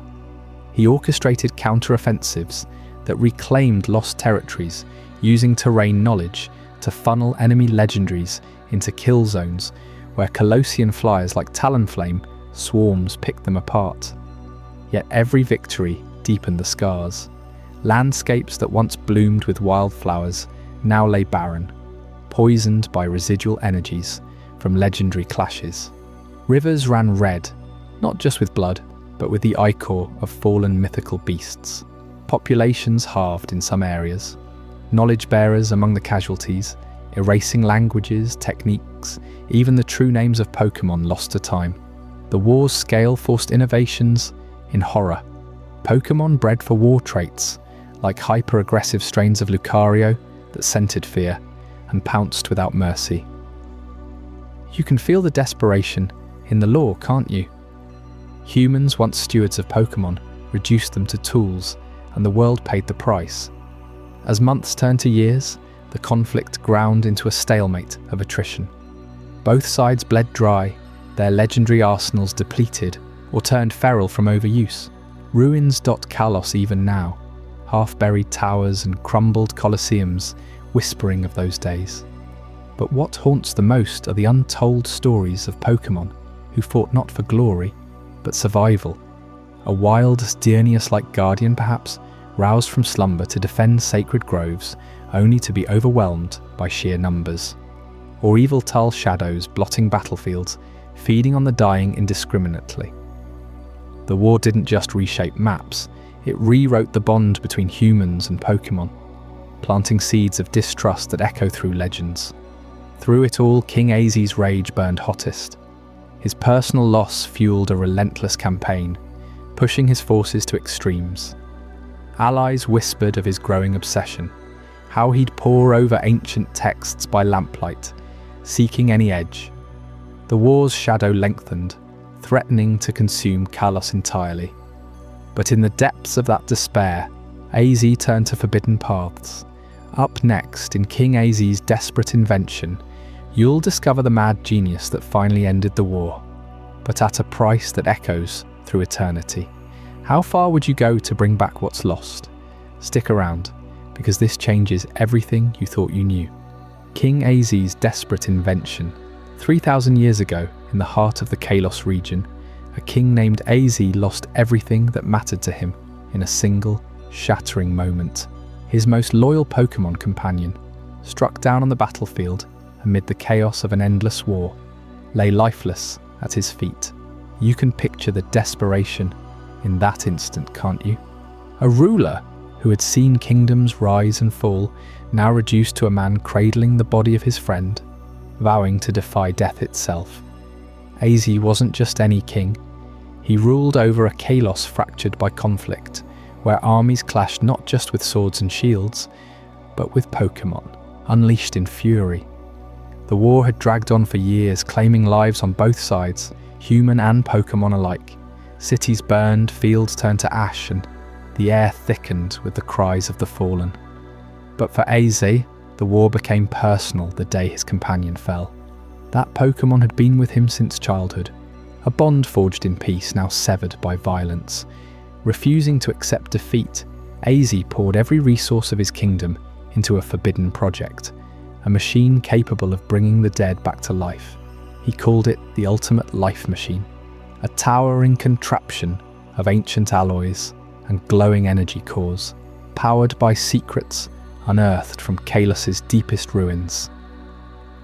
Engineers worked around the clock under his unyielding command, scavenging rare minerals from war-torn lands and channeling energies that scholars whispered were stolen from the gods themselves. Az sketched designs by lamplight, his hands trembling, not from fear, but from a burning resolve. What drove a king to this? Was it grief or something darker, a refusal to let the war claim one more soul? He tested prototypes on fallen soldiers first, small-scale revivals that flickered with promise, but often failed, leaving twisted remnants. But he pressed on, iterating relentlessly, until the machine stood complete, in a hidden chamber beneath his palace. The day of the first true test arrived, amid escalating horrors on the front lines. Reports flooded in of entire battalions wiped out, Pokémon collapsing from exhaustion and wounds, their trainers weeping over cooling bodies. Az carried his companion's form into the machine's core, activating it with a surge of power that lit the chamber like a second sun. Lights pulsed, Energies hummed, and then, impossibly, life stirred. The Pokémon rose, eyes opening with recognition, nuzzling against AZ's hand as if no time had passed. Cheers echoed through the palace, victory over death. You have to wonder, in that moment of triumph, did AZ see the dawn of hope, or the shadow of what was to come? Word spread like wildfire among his troops. A king who could cheat the grave. Morale soared. Soldiers fought harder, believing resurrection awaited the brave. AZ revived a handful more at first, select Pokémon, whose trainers swore undying loyalty. Each success fueled his vision. An immortal army, a war won by defying mortality itself. But the battlefield horrors only intensified. Enemy forces adapted, using scorched earth tactics that left no bodies to recover. Poison clouds drifted over plains, corroding flesh before it could cool. Trenches filled with the entangled corpses of friend and foe, too mangled for even the machine to mend. AZ worked without sleep, his chambers a blur of diagrams and glowing vials, demanding more power sources, more everything. Obsession took root. What started as a personal quest twisted into compulsion. He'd pace the halls at night, muttering about eternal bonds and unbreakable wills. Advisors pleaded with him to ration the machine's use, warning of unstable energies building within its core. But AZ saw only the fallen waiting to rise. He began reviving enemies too, interrogating them for secrets before sending them back into battle, their eyes hollow with unnatural life. You feel the unease creeping in, right? That first success, so pure, now tainted by the grind of war. Reports from the front described revived Pokémon, fighting with unnatural ferocity, ignoring pain, charging into volleys that should have ended them. Victory after victory, yet the war dragged on, bodies piling higher. As the machine's power grew evident, cracks formed in AZ's own ranks. His generals, hardened veterans who had bled for Kalos, eyed the device with hunger. General Lumiere, commander of the eastern flank, lost his ace Pokémon to a devastating ambush. He begged AZ for revival, but the king prioritized his elite guard. Frustration boiled over in strategy meetings. Why hoard this gift? Why not arm every soldier with immortality? Whispers turned to arguments. General Solace, overseeing the southern pushes, proposed a bold idea: mass revivals to overwhelm the enemy. AZ refused, citing risks to the machine's stability. But doubt festered. Soldiers loyal to the generals began questioning AZ's judgment, calling him selfish, a hoarder of hope. The twist came swiftly, like a blade in the dark. During a brutal siege on a key fortress, General Lumiere acted. With a squad of trusted officers, he seized control of the machine while AZ inspected forward positions. They dragged in their fallen comrades, activating the device without the king's calibrations. Revivals poured out, dozens at once, but something was wrong. The energies overloaded, twisting the Pokémon into frenzied shadows of themselves, rampaging indiscriminately. Chaos erupted in the chamber. Lumiere's men turned on each other in panic, accusations flying, sabotage, betrayal. By the time AZ returned, his palace ran red with the blood of allies slaughtering allies. The machine hummed mockingly amid the carnage, its power no longer a savior, but a siren call that pitted brother against brother. You see how it spiraled? One man's desperate invention, born from love, unraveled the very fabric holding his kingdom together. Generals who once saluted in unison now vied for control, each plotting to claim the machine as their own. Lumiere rallied supporters, declaring AZ unfit, while Solace maneuvered in the shadows, forging secret alliances. Desertions spiked as word spread of the infighting. On the battlefield, revived Pokémon clashed with their former masters, loyalties fractured by the unnatural second lives. AZ retreated to his labs, fortifying the machine, but isolation bred paranoia. Was every advisor a potential usurper? Every victory a step toward mutiny?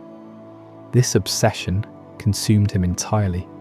He'd spend days calibrating dials, nights poring over ancient texts for ways to stabilize the power. The horrors outside mirrored the turmoil. Within, enemy forces exploited the division, launching counteroffensives that carved deep into Kalos territory. Villages fell, refugees clogged roads, and the sky seemed perpetually bruised with smoke. AZ's revived companion stayed by his side, a silent witness, but even that bond strained. The Pokémon moved with a mechanical stiffness, its eyes lacking the spark of old. Had success come at the cost of true life? AZ ignored the signs, pushing the machine harder, reviving hundreds now, each pulse of energy shaking the earth. The general's power struggle escalated. Lumiere captured a wing of the palace, holding technicians hostage to force more activations. Solace responded with a nighttime raid. Pokémon clashing in the corridors, flames licking the machine's housing. AZ watched from hidden vantage, his heart torn. These were men he'd elevated, Pokémon he'd commanded together. Now, temptation had turned them feral. Reports trickled in of generals offering bounties for the machine's blueprints, spies infiltrating enemy camps with promises of shared resurrection. The war's external threat paled against this internal rot. Allies became enemies overnight, battle lines blurring between friend and foe. Imagine the weight on AZ's shoulders. A king who sought to end death, now architect of division. He broadcast pleas across the kingdom, urging unity, but trust was shattered. Soldiers chose sides, Pokémon recalled to barracks, only to be smuggled out for revival attempts. The machine's glow became a beacon of betrayal, drawing power-hungry eyes from every corner. One advisor, loyal to the end, confessed to AZ, the generals dreamed of their own machines, armies of immortals, clashing eternally. The king's response, he locked the chamber tighter, vowing no one else would touch his creation. But obsession blinded him to the storm brewing. As months blurred into a nightmare, the battlefield horrors peaked. Massive clashes left craters filled with unrecoverable dead, revived warriors shambling into ambushes, only to fall again. AZ's forces fragmented, Lumiere's faction pushed aggressively, Solace's played defensive, AZ's remnants held the center. Casualties mounted exponentially, the machine running hot, energies arcing wildly. Pokémon emerged stronger, yes, but feral, turning on handlers in fits of rage. You can sense the tragedy unfolding, can't you? Invention meant to heal now, fueling the very destruction it fought. The turning point loomed when Solace proposed an alliance with Lumiere against AZ, only for Lumiere to betray him mid-negotiation, seizing both their revived legions. Chaos reigned supreme. AZ, cornered, faced a choice that would redefine the war. His desperate creation had tempted the mighty, turning ally against ally in a frenzy for power. But what if he repurposed it entirely? What if the resurrection machine became something far deadlier? Hold that thought, because in the next chapter, The Ultimate Weapon Unleashed, you'll discover how AZ's invention evolved from a tool of life into an instrument of annihilation that ended the war in one cataclysmic stroke. You won't believe the devastation it wrought, or the secrets it buried forever. Stay with me. The Ultimate Weapon Unleashed. 3,000 years ago, in the blood-soaked fields of ancient Kalos, King AZ stared at the lifeless body of his most trusted Pokémon companion. And in that moment of raw grief, he ignited a chain reaction that would scar the world forever. You see, AZ wasn't just any ruler. He was a man driven by loss, a king who had already built an incredible machine powered by the life force of Pokémon. It was designed to bring back the dead, to cheat mortality itself. His beloved Floette had fallen in the endless battles of the war, and nothing, not prayers, not pleas, could fill that void. So he poured every resource, every secret of his kingdom into perfecting that device. But here's where it turns dark.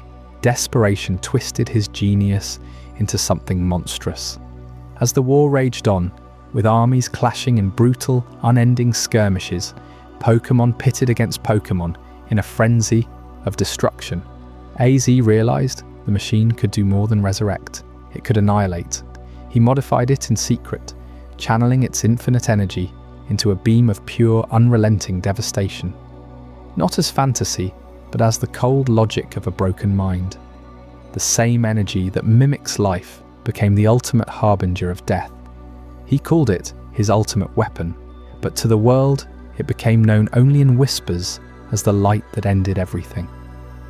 The day he unleashed it, the skies over Kalos darkened, not with storm clouds, but with the unnatural glow of gathering power. AZ stood atop a towering citadel, his eyes hollow, his hands steady on the controls.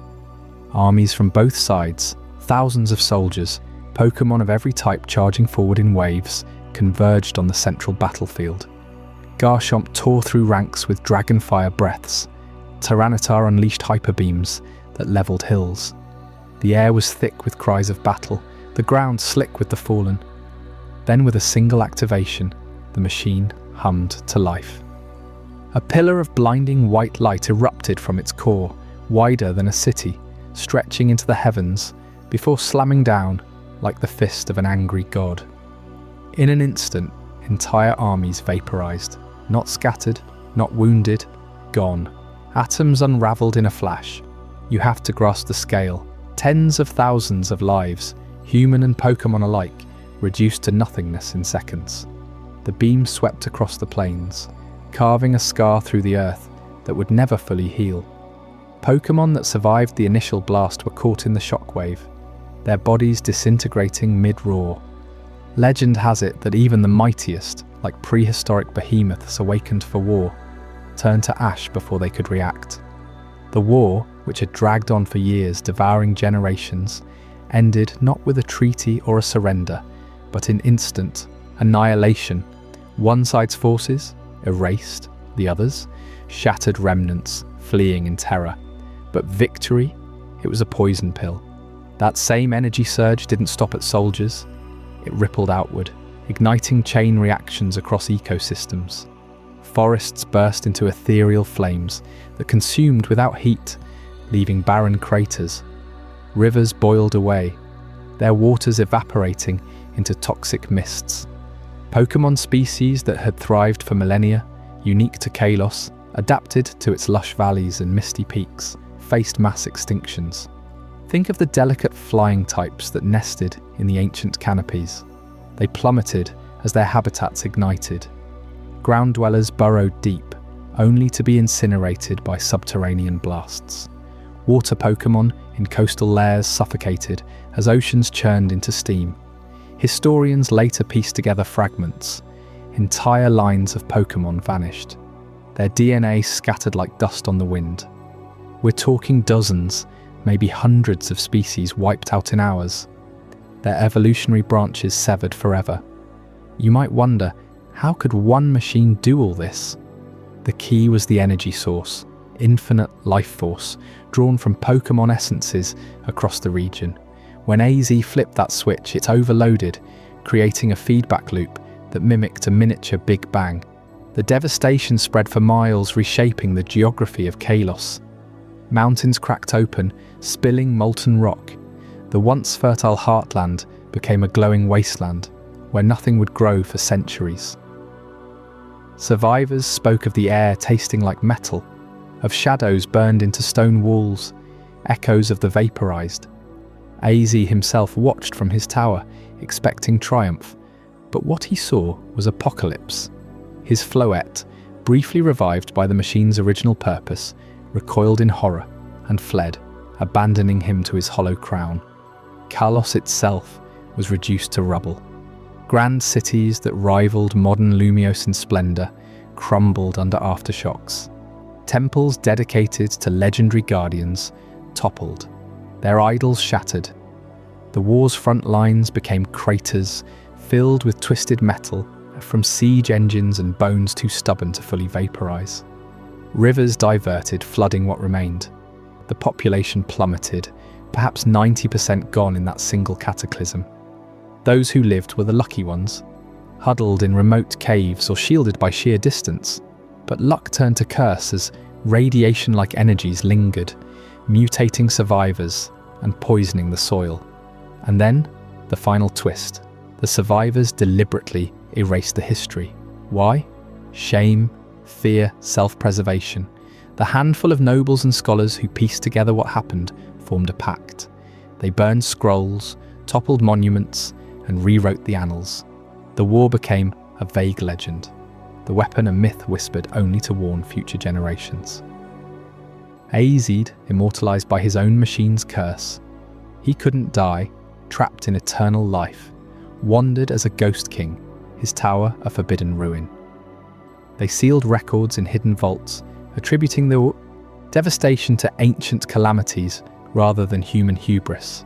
Knowledge of the machine? Buried. Names of extinct species? Forgotten. Even the Pokémon that fought brave souls like Aziz's Floette were sanitized into fairy tales. This wasn't just destruction, it was oblivion, engineered by choice. You can see echoes today in Carlos's pristine facade, the pristine gardens hiding scarred bedrock, the legends of lost wars in fairy tales told to children. Aziz's weapon proved that power without restraint devours everything, even memory. But does this pattern sound familiar?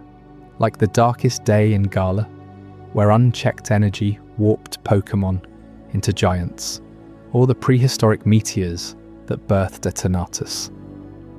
Cataclysms beget more cataclysms, and humanity rebuilds on amnesia. Let me take you deeper into the extinctions, because the cost was staggering.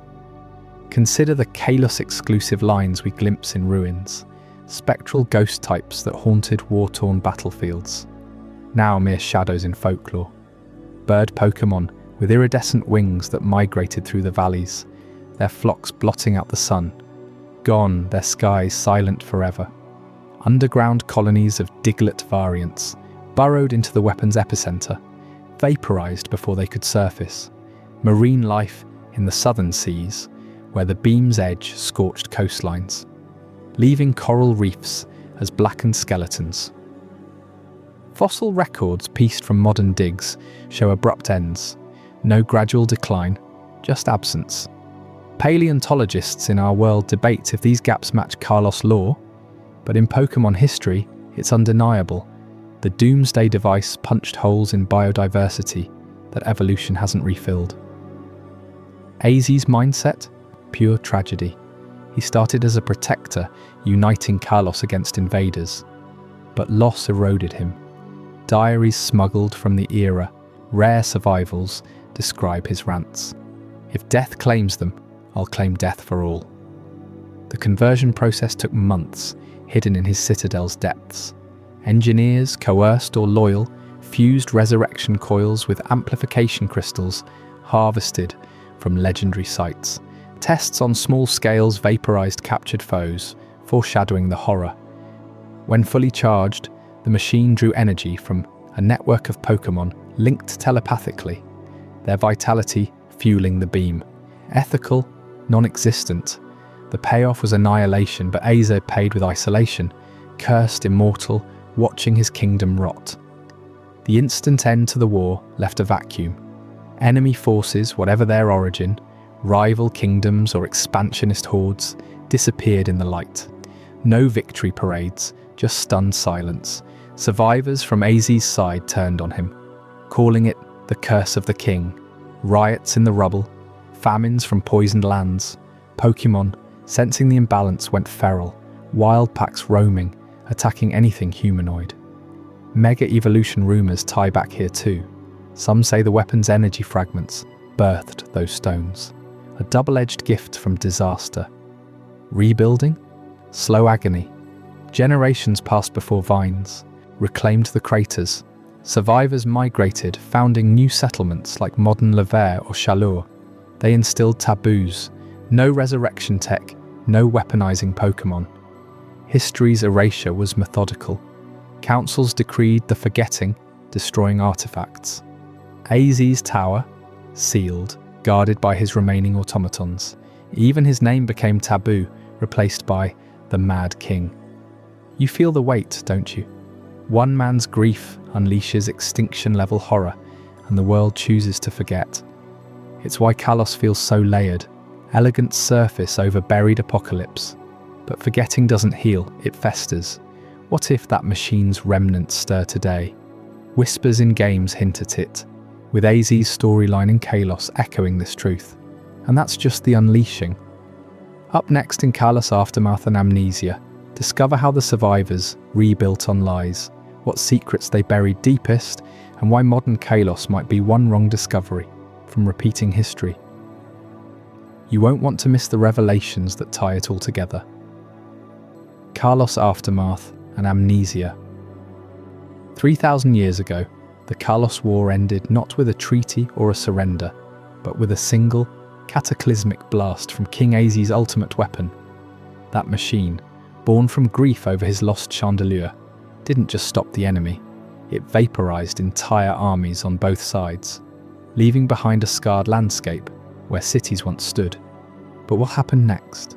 You might think the survivors would celebrate their twisted victory, rebuild their kingdoms, and etch the tale into stone for eternity. Wrong. The aftermath plunged Kalos into an era of amnesia, where the truth of that horror was deliberately buried, and the man at the centre of it all vanished into legend as an immortal wanderer. King AZ didn't die in that blast. His obsession with resurrection had already changed him. Exposure to the machine's infinite energy, fueled by the life force of countless Pokémon, granted him immortality. He couldn't age, couldn't be killed, not by blade or time itself. Not as a gift, but a curse. The king who sought to bring back one Pokémon ended up outliving everyone he ever knew. His queen, his soldiers, his people, all turned to dust while he remained. A hollow shell burdened by the weight of what he'd unleashed. Guilt consumed him. He abandoned his throne, his crown gathering dust in the ruins of his palace, and began wandering the shattered lands of Kalos. For centuries, he roamed as a recluse, a ghost among the living, speaking to no one, trusting no one. Locals whispered of a tall figure in flowing robes, his eyes hollow with unspoken sorrow, drifting from one forsaken battlefield to the next. Was he searching for redemption, or just a way to end his endless existence? AZ never said, but his solitude became his prison. And that machine, the very device that ended the war, couldn't be allowed to exist. In the chaotic days following the blast, AZ's remaining loyalists, or perhaps his enemies depending on who you pay, dismantled it piece by piece. They tore apart its glowing core, shattered its crystalline amplifiers, and scattered the fragments across Kalos like cursed relics. Some pieces ended up buried in ancient Geosenge ruins, pulsing with faint, unnatural light that still draws treasure hunters today. Others were hurled into the sea, washing up on distant shores, where fishermen swear they glow under full moons. One fragment, legend says, became the heart of the Lumiose city power grid, subtly influencing the region's technology even now. These shards weren't destroyed. They were hidden, fragmented, to ensure no one could ever reassemble the weapon. But here's the kicker. That act of dismantling didn't erase the danger. It spread it. Echoes of the machine's power linger in Kalos' soil, twisting wild Pokémon into forms that hint at forbidden energies. Have you ever wondered why certain Kalos Pokémon, like Aegislash or Klefki, seem obsessed with keys and swords? They guard secrets from that era, remnants of a time when metal and magic were weaponized. This fragmentation led straight to the great amnesia of Kalos. Knowledge wasn't just lost, it was erased. Libraries burned in the war's final throes. Scribes who survived the blast were silenced by kings terrified of another uprising. AZ himself, in his wandering, avoided settlements, leaving no records of his machine or his immortality. What remained were ruins, silent testaments to the folly. Take AZ's castle, perched high above Lumiose, like a skeletal finger pointing to the sky. Today, it's a crumbling maze of overgrown halls and collapsed towers, but dig deeper, and you'll find carvings warning of the light that devours all. Frescoes depict a king holding a glowing machine, surrounded by skeletal Pokémon rising from graves, chilling reminders of the resurrection attempt gone wrong. Explorers who venture there report strange phenomena, whispers in empty rooms, shadows that mimic lost loved ones, even Pokémon like Duskull phasing through walls as if reenacting the war's ghosts. These ruins aren't tourist traps, they're cryptic warnings etched by survivors who knew the truth but couldn't speak it. Forget or repeat, the stones seem to say. And Kalos did forget. Generations grew up hearing sanitized myths of a great light that brought peace, oblivious to the body count. But you can see the pattern emerging, can't you? Across Pokémon history, disasters don't just destroy, they birth new powers, twisted echoes of the catastrophe. In Kalos AZ's lingering tech is Exhibit A. Those machine fragments, they've seeped into the land, creating hotspots of unnatural energy. The fairy type, unique to Kalos, might trace its origins here. Pure ethereal power, born from the machine's life-draining core, a counter to the war's brutal dragon and steel forces. Pokémon like Sylveon, with their ribbon-like feelers that detect emotions, could be evolved guardians against the grief that fueled AZ. Even the region's mega evolution phenomenon screams of AZ's influence. That infinite energy he harnessed, it mirrors the megastones scattered across Kalos, activating hidden potentials in Pokémon. Lysandra, centuries later, obsessed over AZ's legend precisely because those fragments whispered promises of ultimate power. He found one, a shard that powered his own doomed machine. The cycle repeats, war births tech, tech scatters, amnesia sets in, but the power endures, waiting for the next fool to claim it. Let's dive deeper into how this amnesia reshaped Kalos society. Post-war, the region splintered into city-states, each clinging to their version of history. Lumiose rose as a beacon of progress, its prism tower channeling faint machine energy into electric lights that never flicker. But beneath the glamour, fear ruled. Laws forbade discussing the king's folly, punishable by exile. Children were taught that Pokémon battles were for sport, not war machines. Yet cracks appeared. Folklore crept in. Tales of the Wandering King, a figure who'd curse those who waged endless conflict. AZ's recluse life fueled these stories. He'd appear in remote villages during famines or outbreaks, leaving behind healing herbs or vanished Pokémon, revived in secret. Echoes of his original quest. One account from an old Kalos chronicle describes him in a storm-ravaged hamlet, his hand glowing as he touched a dying fletchling, bringing it back stronger, fiercer. Was it compassion or experimentation? Villagers shunned him after, calling him a harbinger of doom. His immortality isolated him further, turning Wanderer into myth. Those ruins extend beyond the castle. Geosenge Valley, ground zero for the weapons test, is a valley of petrified forests, where trees stand frozen mid-scream. Carvings there show fragmented machine diagrams, half erased by time. The Pokémon inhabiting it, Horlucha, Tyrant, Amora, seem armoured for eternal battle, their fossils hinting at revived war beasts. Then there's Terminus Cave, sealed by ancient orders, where fragments hum with energy that drives explorers mad. Reports from rare expeditions speak of visions, armies clashing, Pokémon dissolving into light. These sights aren't random, they're deliberate warnings. AZ in his endless walks might have added to them. Some believe he carved fresh inscriptions himself, updating the cautions as civilizations cycled through forgetfulness. This pattern of disasters birthing powers isn't unique to Kalos. It's the thread weaving through every catastrophe we've explored. Think back. The darkest day in Gala scattered Eternatus energy as wishing stars, fueling Dynamax. Lightning in Johto birthed the legendary beasts from Death's ashes.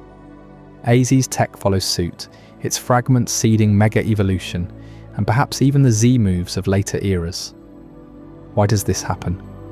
Misused power doesn't vanish, It mutates, embeds in the world, waiting. In Kalos, it created a region of beauty hiding, horror, pristine gardens over mass graves, elegant gyms atop battlefields. You feel it when you play the games. That undercurrent of melancholy in AZ's storyline. His Floette crying for a king who can't die. But here's where it gets personal for you. Ever caught yourself staring at AZ's model in Pokémon X and Y, wondering about his backstory? That wandering recluse isn't just flavor text. He's the human cost of weaponizing bonds. His machine's fragments challenge us. What if we found one today? Could we resist rebuilding it? Carlos's amnesia protected them, but knowledge leaks. Modern trainers stumble on ruins, pocket glowing shards mistaken for megastones. AZ still wanders, they say, watching from shadows, ready to intervene if history nears repetition. As Kalos rebuilt in denial, fragile peace held for millennia. But patterns persist. Energy from old disasters simmers, ruins murmur forgotten warnings, and immortals like AZ remind us that some scars never fade. What you're piecing together now, these cycles of destruction and rebirth, leads us straight to Gala's calm before the storm. How did a region of champions nearly face its own ultimate weapon, echoing AZ's nightmare? Stick around. You won't want to miss the storm that's been brewing since the stars first fell. I hope you're as amazed by this as I am. If you want to stay updated on more content like this, make sure to subscribe and join our community of curious minds. Trust me, what's coming next will challenge everything you thought you knew. Gala's calm before the storm. For over 20,000 years, the scars from those prehistoric meteor strikes across the Pokémon world began to fade into legend. In Gala, what was once a wild frontier scarred by cosmic fire slowly transformed into a land of rolling green hills, bustling rivers, and ancient forests teeming with life. You can picture it, can't you? Villages sprouting up along the coastlines, where fishermen hauled in nets full of glittering Magikarp and Wingull. Farmers tilled fertile soil, coaxing crops from the earth, while herds of sturdy Tauros grazed peacefully under vast blue skies. Pokémon and humans coexisted in a delicate harmony, sharing meals by hearthfires, trading stories under starlit nights. This was Gala at its peak, a region thriving in blissful ignorance of the cosmic echoes still reverberating from those long-ago impacts. Generations came and went, their lives marked by festivals, harvests, and the simple rhythms of nature. Kings rose in stone-walled citadels, forging alliances with noble lineages of Pokémon like the proud Corvic Knight that patrolled the skies and the loyal Boltund that guarded village borders. Trade routes snaked through misty vales, carrying silks from distant lands and rare berries that made Wooloo herds fatter than ever. Artisans crafted intricate jewellery from river pearls, and bards sang epics of heroic trainers who bonded with their partners to fend off the occasional wild or rampage.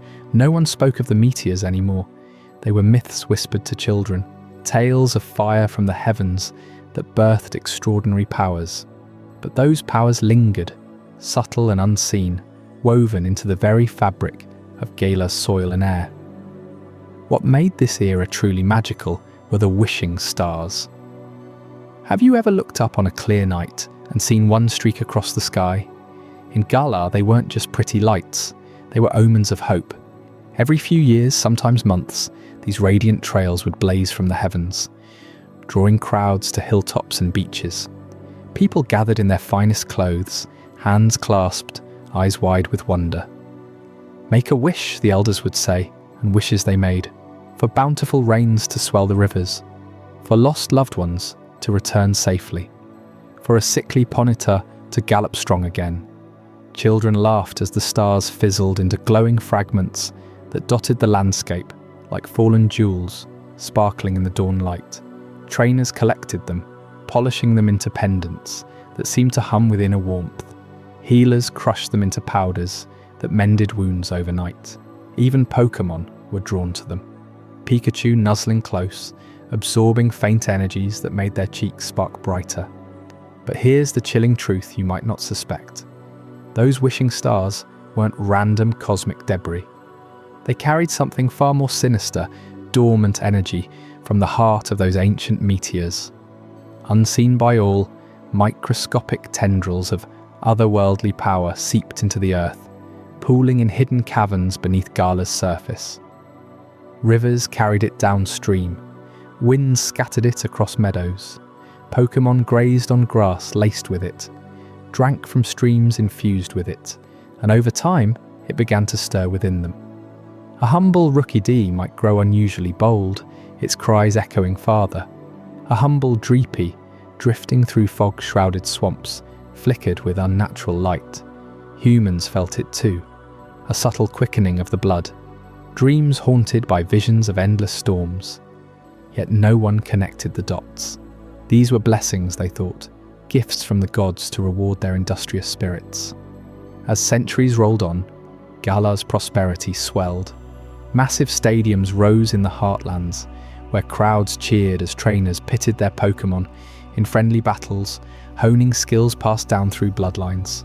Scholars in towering libraries pored over yellowed scrolls, mapping ley lines they believed channeled the stars' favour. Miners delved into the slumbering Weald, unearthing strange ores that glowed faintly blue, perfect for forges that birthed unbreakable swords and shields.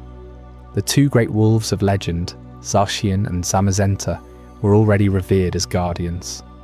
Their statues carved into every major city's gates, though their true awakening lay far in the future.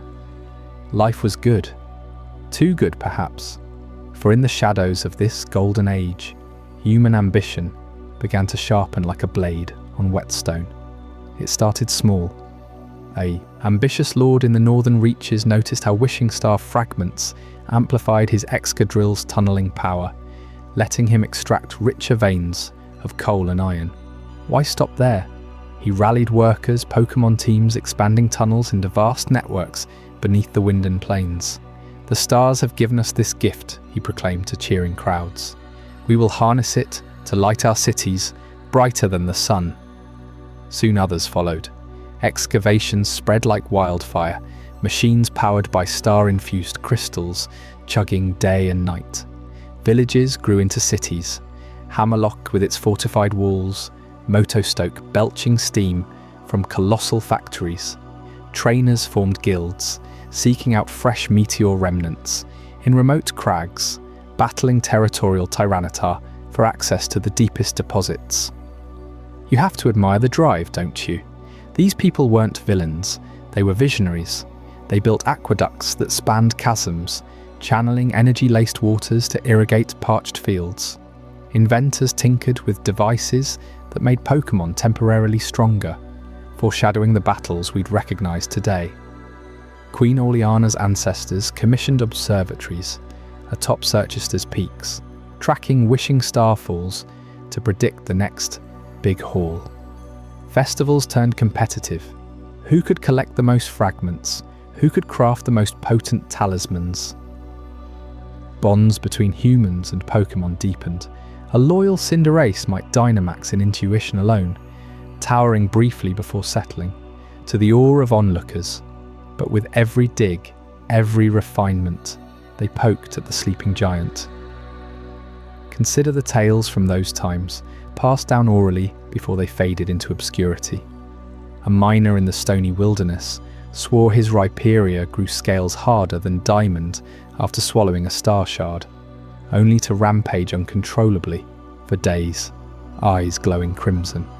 Fishermen off Hulbury reported schools of Barrascuda surging unnaturally fast, tearing nets to shreds, as if possessed. Scholars dismissed it as superstition, but records hint at quarantines in outlying hamlets where Pokémon huddled together, whimpering under stormy skies that rolled in without warning. The energy was building, you see, Eternatus's essence, coalescing in the planet's core, drawn by the meteor's legacy and now agitated by human hands. It whispered in the winds, pulsed in the earth, waiting for the spark, and that spark, human ambition, lit it. Picture the grand excavation projects of the era's final decades. A coalition of kings pooled resources for the ultimate delve, a massive pit in the heart of the region, targeting what scans revealed as an immense underground reservoir of pure star energy. This will power Galar for 1,000 years, their charters boasted. Thousands of Pokémon laboured, excavaliers burrowing tirelessly, colossals hauling slag by the ton. Humans oversaw with whips of encouragement and dreams of glory. Deeper they went, past aquifers humming with power, into chambers where walls wept iridescent crystals. Alarms rang faintly at first, minor quakes, Pokémon growling restlessly, but deadlines loomed, glory awaited. They cracked the final seal, flooding their machines with raw, unfiltered energy. What happened next set the stage for history's darkest day. The ground trembled, not with promise, but with rage. Skies darkened unnaturally, even at noon. Pokémon across Galar froze, then howled as unfamiliar strengths coursed through them. Cities buzzed with excitement at first, power surges lighting streets like day. But dread crept in as reports flooded in. Wild stampedes, rivers boiling, mountains groaning. The kings gathered in council, talismans clutched tight, unaware they had just unchained a force older than their bloodlines. This calm, this prosperity, this era of wishing stars and bold digs, it was all the prelude to catastrophe. But how did it erupt into full chaos? What monstrous entity slumbered in those depths, ready to unleash endless storm? Stick around, because in the next chapter, Eternatus awakens, and you'll witness the nightmare that nearly erased Galar from the map forever. Eternatus awakens. 3,000 years ago, the Galar region faced its darkest hour, an event so cataclysmic it's etched into legend as the darkest day. What began as a faint rumble deep beneath the earth exploded into chaos when Eternatus, a colossal entity of pure destructive energy, fully awakened. This wasn't just any Pokémon. It was an otherworldly force, born from cosmic debris that had slumbered for millennia, now hungry for every drop of life it could devour. Picture the scene unfolding across Galar's rolling hills and bustling settlements. Eternatus burst forth from its hidden lair, its serpentine body uncoiling like a nightmare, made flesh, towering hundreds of feet, with spines that pulsed with sickly purple light. It didn't attack with claws or fangs at first. No, its true weapon was absorption, an insatiable void that pulled the very energy from the land. Rivers dried up in seconds as their waters evaporated into swirling vortexes. Forests withered, leaves crumbling to ash mid-air. Even the air grew heavy, laced with a toxic haze that choked the breath from anyone caught outside. You have to understand, Galar back then wasn't the peaceful championship land we know from the games. It was a thriving cradle of early civilization, dotted with stone cities where humans and Pokémon coexisted in harmony, trading goods, raising families, building monuments to their prosperity. But Eternatus changed all that in a single night. As it rampaged, it drained the region's life force relentlessly, channeling it into an endless storm that blotted out the sun. Black clouds boiled overhead, thicker than any tempest you've ever seen, stretching from horizon to horizon. Lightning bolts, jagged and unnaturally red, hammered the ground without cease, igniting wildfires that spread like vengeance. The storm wasn't natural. It was alive, fueled by Eternatus's gluttony. Winds howled at hurricane force, uprooting ancient oaks and hurling boulders like pebbles. Rain fell not as water, but as corrosive droplets that ate through stone and flesh alike. People fled their homes, clutching loved ones and Pokémon partners, only to watch the world they knew unravel. Temples toppled, their carved pillars shattering like glass. Markets that once buzzed with laughter turned into graveyards of splintered wood and scattered wares. But the true horror, the Pokémon. As Eternatus siphoned Galar's vital energies, it triggered mutations on a scale never before witnessed. Wild Pokémon, from the smallest Caterpie to mighty herds of Tauros, began to glow with an eerie orange light. Their bodies swelled, bones cracking and reforming into gigantic proportions. What were once familiar allies became rampaging Dynamax giants, towering over city walls, their roars shaking the earth like thunder. A humble Wooloo could balloon to the size of a stadium, trampling villages underfoot in blind panic. Flocks of Rookidee morphed into feathered colossi, dive-bombing anything in their path with winds that levelled orchards. Cities crumbled under the onslaught. Hammerlock, a jewel of Galar's heartland, saw its grand arenas reduced to rubble as a horde of Dynamaxed Corvic Knight smashed through battlements, their metallic wings slicing buildings in half. Motostoke's industrial forges exploded when a Gigantamaxed Centiskorch burrowed through the foundations, its flaming coils igniting underground gas pockets. Families huddled in cellars, whispering prayers to forgotten deities while outside the ground split open, swallowing streets whole. The death toll? Impossible to count. Thousands perished, their screams lost in the gale. Why did this happen? Eternatus wasn't from our world. Millennia earlier, a prehistoric meteor had slammed into Galar, embedding itself deep in the planet's crust. That impact released exotic energies, coalescing over 20,000 years into this monstrous being. But 3,000 years ago, something disturbed its sleep. Perhaps seismic shifts, or human meddling with ancient ruins. Once awake, it entered a feedback loop of infinite energy absorption. It didn't just take, it multiplied what it stole, growing stronger with every life force it consumed. The storm expanded, threatening not just Galar, but the entire planet. If unchecked, Eternatus would drain the world's oceans, strip the atmosphere bare, and plunge everything into eternal darkness. Extinction loomed, not from fire or flood, but from a void that left nothing behind. Survivors spoke of the sky cracking open, revealing glimpses of Eternatus's core, a throbbing red heart that beat like a dying star. Poisonous spores rained down, mutating more Pokémon into frenzied behemoths. A pack of Dynamaxed Boltund ravaged coastal towns, their electric fur sparking tsunamis that drowned entire harbours. In the highlands, Gigantamaxed or Beetle unleashed psychic barrages, shattering mountainsides and burying villages in avalanches of scree.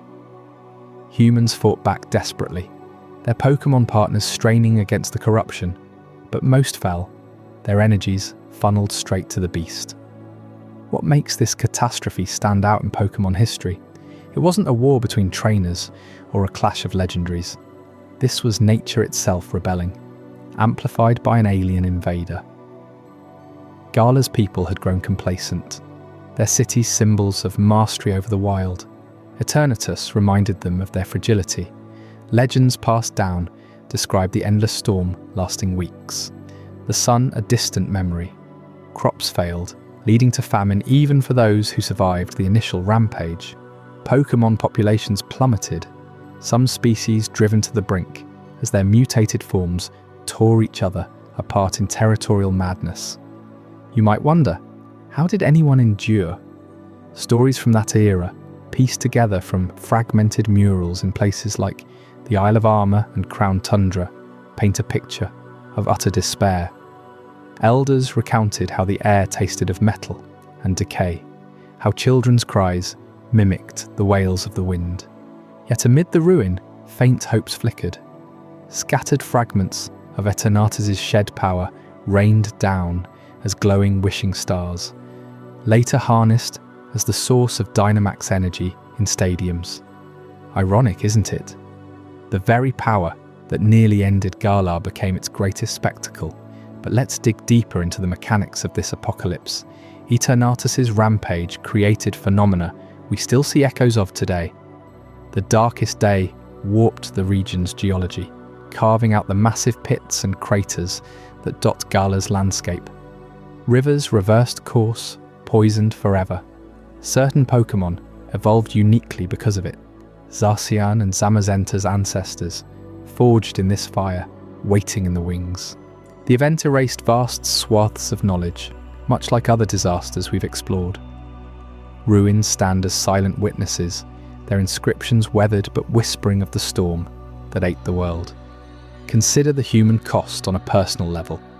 Imagine a trainer, much like you or me, watching their lifelong partner, a loyal Cinderace, swell into a rampaging inferno, turning on its own trainer in confusion. Or a family in Wyndon, the grand capital, seeing the skyline collapse as Dynamax Haxorus burrowed through the earth. The psychological scars lasted generations. Myths arose of Eternatus as the Endbringer, a warning against hubris, and the threat of planetary extinction. Eternatus's absorption wasn't capped at Gala's borders. Sensors from modern expeditions suggest the storm's energy tendrils reach neighbouring regions, siphoning faint life from Unova and Paldea. Had it continued, the chain reaction could have destabilised the entire Pokémon world's ecosystem. Ley lines of energy, those invisible networks powering Mega Evolution and Z-moves elsewhere, flickered and died in response. It was a domino effect waiting to topple everything. As the rampage peaked with cities nothing but smouldering husks and the land a barren waste, the turning point approached. But who could stand against such a force? Two legendary wolves and a pair of unyielding humans rose to the challenge, forging blades and shields, not just of metal, but of unbreakable will. Their story, the heroism that sealed Eternatus away and birthed Gala's first kings, will leave you breathless. Stick around for Chapter 14, Heroes of Blade and Shield, where we uncover how they turn the tide against oblivion. Heroes of Blade and Shield. 3,000 years ago, in the heart of Gala, two legendary wolves stepped from the shadows of myth to become saviors. Zacian, the radiant blade wielder with fur like forged steel and eyes burning with unyielding fury, and Zamazenta, the unbreakable shield guardian, whose pauldrons gleamed like ancient armour, forged in the earth's deepest fires. These weren't just beasts, they were embodiments of Gala's wild spirit, guardians awakened by the land's desperate cry. But here's what changes everything you need to know. They didn't fight alone. Two humans, ordinary at first glance but forged in the same crucible of chaos, stood with them, turning the tide against oblivion. You see, as Eternatus plummeted from the fractured sky, its infinite mass sucking the life from Gala like a cosmic parasite, the region was already fracturing. Pokémon everywhere warped into these hulking Dynamax forms, their bodies swelling to skyscraper sizes, rampaging without reason. Forests flattened under feet the size of stadiums. Rivers boiled from the heat of colossal blasts. Cities that had stood for generations crumbled as Gigantamax Tyrantsitars hurled boulders like pebbles. The air thickened with that eerie purple energy, twisting minds and bodies alike. People huddled in caves, whispering prayers to forgotten heroes, wondering if this was the end. But Zacian and Zamazenta, they sensed it first. The wolves prowled the storm-lashed wilds, their howls cutting through the thunder, calling for allies worthy of the fight. Enter the two humans. Let's call them the Sword Bearer and the Shield Keeper, names etched into Gala's oldest tapestries. The Sword Bearer was a warrior from the Highlands, scarred from battles against rampaging Dynamax packs, her grip steady on a blade that seemed to hum with the land's own rage. The Shield Keeper hailed from the coastal fortresses, a defender who'd held lines against tidal waves spawned by the chaos. His resolve as unyielding as the cliffs he protected. They weren't kings yet, they were survivors, driven by loss. The Swordbearer's village had been trampled by a Gigantamax Senti Scorch, flames devouring everything she loved. The Shield Keeper watched his family swept away by a Dynamax Lapras's tsunami. Fate, or maybe Gala itself, drew them together at the foot of the slumbering weald where the wolves waited. Picture the moment, though you're hearing it. Now, the rain lashes down in sheets. Lightning illuminates the wolves' forms, towering yet graceful.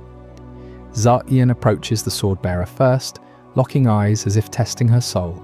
Does she flinch? No. She raises her blade, and in that instant, a pact forms. The wolf's form shifts, merging with her, the blade becoming an extension of Zacian's own radiant sword, now wielded by human hands, empowered beyond mortal limits. Zamazenta does the same with the Shield Keeper, his shield expanding into a bastion that could deflect mountains. United, they roar, a sound that echoes across Galar, rallying the fractured land. This alliance wasn't random, it was destiny. Wolves and humans, blade and shield, embodying Galar's motto, strength through unity. Now the battle. Eternatus hung in the sky like a rotting heart, pulsing with stolen energy, its tendrils lashing out to drain more life. Dynamax chaos reigned below, with Pokémon locked in berserk fury, clashing against each other and anything in their path. A Gigantamax toxicity unleashes sound waves that shatter cliffs. A Dynamax Colossal belches flames hot enough to melt stone. The heroes charge through this maelstrom. The sword-bearer, fused with Zacian, leaps with impossible agility, her blade slicing through Eternatus's energy whips. Like paper. Sparks fly, purple ichor sprays, and the beast howls, a sound that rattles your bones, even in legend. But Eternatus fights back.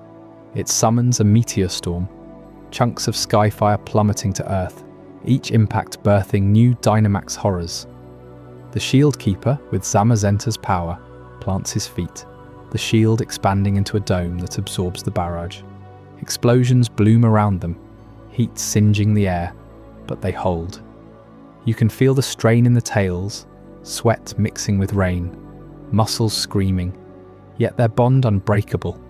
Together, they climb the beast's underbelly, dodging acid sprays and energy beams that carve craters miles wide.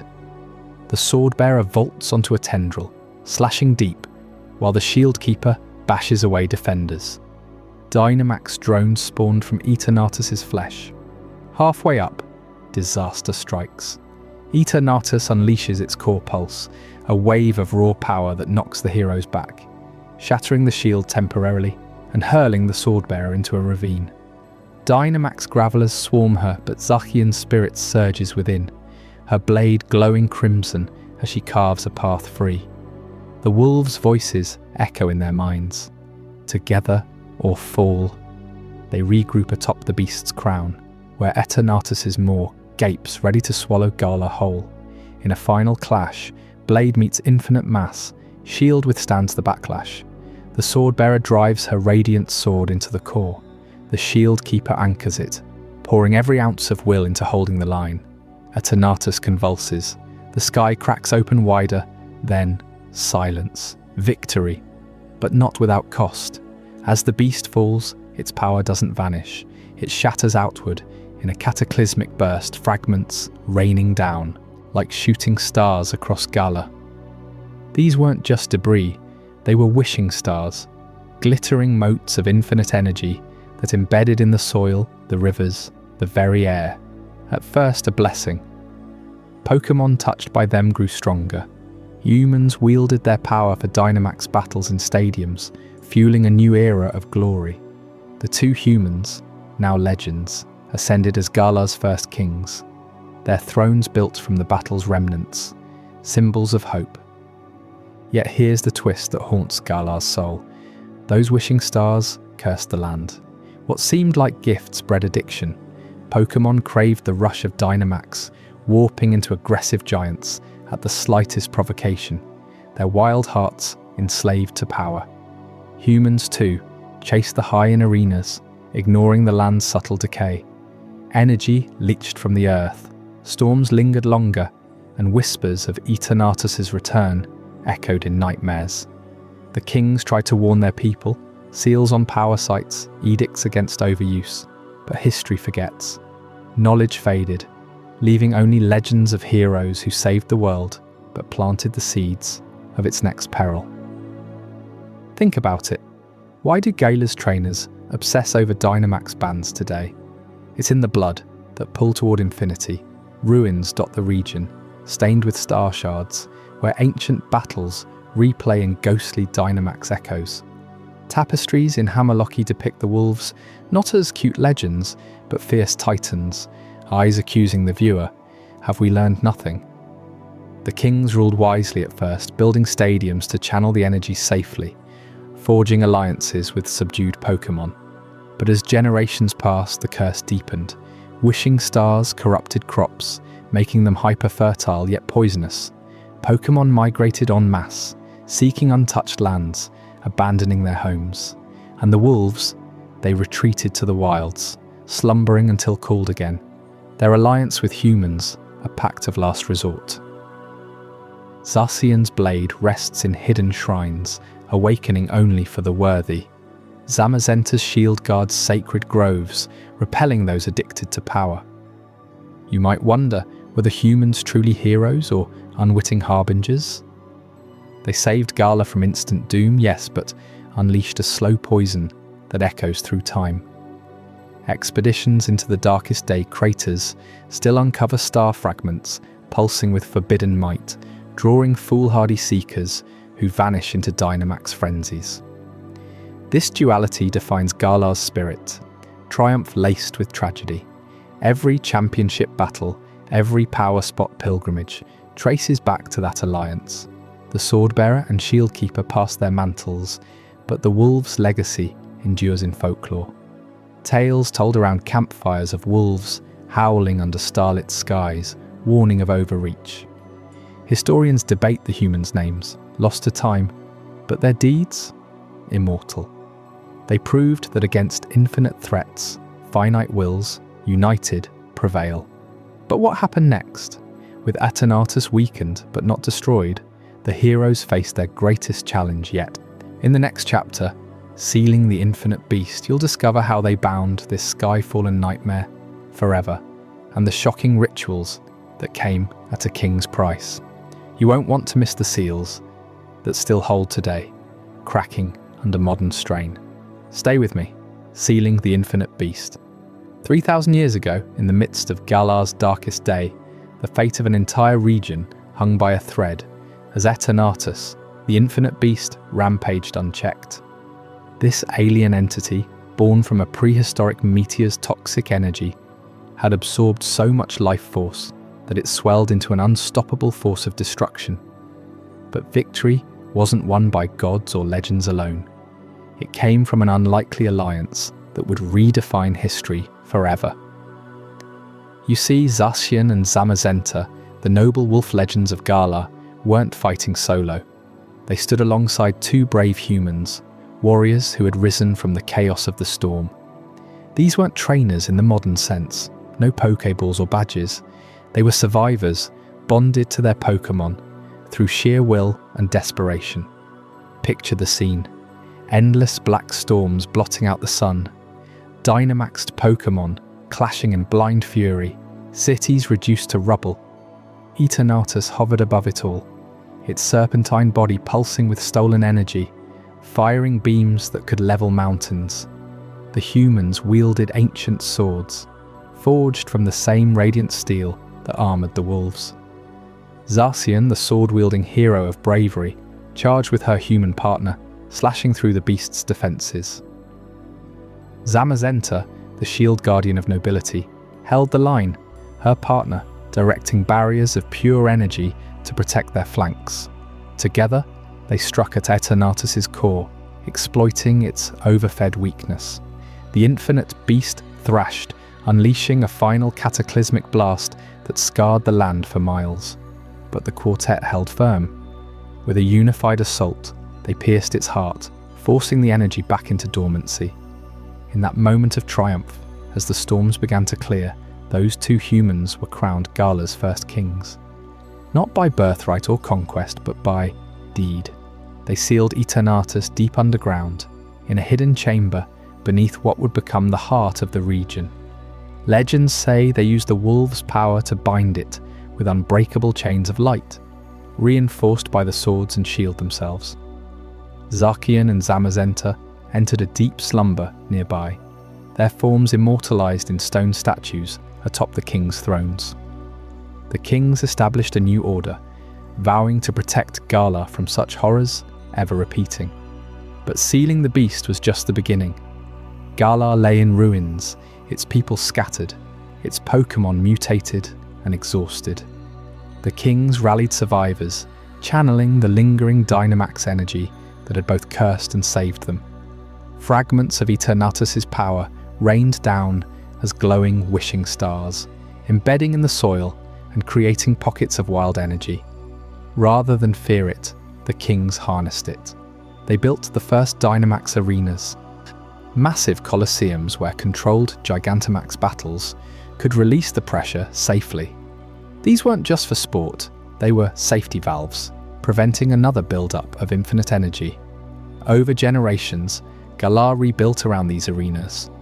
Villages grew into cities with stadiums at their centres like beating hearts.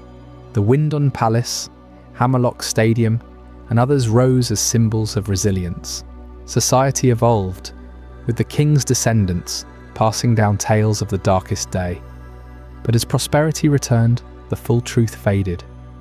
What started as oral histories became myths, then bedtime stories. The near apocalypse, buried under layers of legend. People focused on the thrill of Dynamax, the spectacle of giants clashing under stadium lights. They forgot how close they'd come to total annihilation, how one beast's hunger nearly erased them all. Think about that for a second. You've battled in Pokémon gyms, watched league finals with roaring crowds. Every power spot, every wishing star tossed into the air during a match. They're remnants of Eternatus's cataclysm. Modern stadiums unknowingly harness these cataclysmic remnants. The energy bands in places like the Isle of Armor or the Crown Tundra, echoes of those scattered fragments. Scientists today call it Galar particles, but they have no idea of the origin. Trainers activate Dynamax with a band, feeling that rush of power, oblivious that it's tamed apocalypse fuel. Let me take you deeper into how this unfolded. After the sealing, the first kings decreed that Dynamax arenas would be sacred sites. The largest, in the shadow of the throne room, hosted ritual battles to vent excess energy. Pokémon that had been forcibly Gigantamaxed during the storm were rehabilitated there, their forms stabilised through controlled fights. This practice spread. In Motostoke, an industrial hub born from the ruins, arenas powered forges with Dynamax heat. In Ballonlea, forest folk used it to grow massive trees that sheltered communities. Even the wild areas, those sprawling reserves, became natural arenas where herds of Pokémon Dynamaxed seasonally to balance the land's energy. The kings themselves became legends. The Sword King, partner to Zacian, was said to have a blade that could cleave storms. The Shield Queen, with Zamazenta, built impenetrable walls around fledgling settlements. Their rule brought peace, but also a subtle amnesia. To prevent panic, they emphasized renewal over remembrance. Festivals celebrated wishing stars as gifts from the heavens, not fallout from hell. Over centuries, as monarchies shifted and technology advanced, the story simplified. Eternatus? Just a dragon in the tales? The darkest day? A bad weather event, exaggerated by storytellers. You might wonder, how does a civilization forget its own end? It's human nature, isn't it? We rebuild, we adapt, we move on. But traces linger. Archaeologists digging under stadiums have found strange alloys, pulsing faintly with unknown radiation. Old murals in Hammerlock's vaults depict the kings battling a coiling infinity, but they're dismissed as fantasy. And those Pokémon? Zacian and Zamazenta awaken rarely, only when Galar teeters again. Like in recent events, we won't spoil yet. Consider the implications for trainers like you. Every time you Dynamax your Pokémon in a raid or stadium, you're tapping into Eternatus's prison leaks. It's stable now, thanks to those ancient arenas acting as seals. But what if the balance tips? Reports of wild Dynamax outbreaks in the wild areas hint at stirring remnants. The kings knew the risk, that's why they embedded safeguards.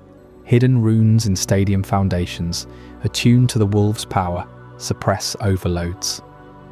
Modern League officials maintain them unknowingly, calling it structural reinforcement. This forgetting isn't unique to Galar. It's a pattern you'll see echoing across regions. But here, it birthed a culture of spectacle over survival. Crowds chant for bigger, stronger Gigantamaxes, unaware the energy could one day break free. The first kings warned of this in Lost Scrolls. Harness the stars, but never claim them as your own. Wise words lost to time. Dive into the sealing ritual itself, because details matter. After wounding Eternatus, the quartet dragged its colossal form to a chasm opened by the battle, likely near modern-day Stowonside.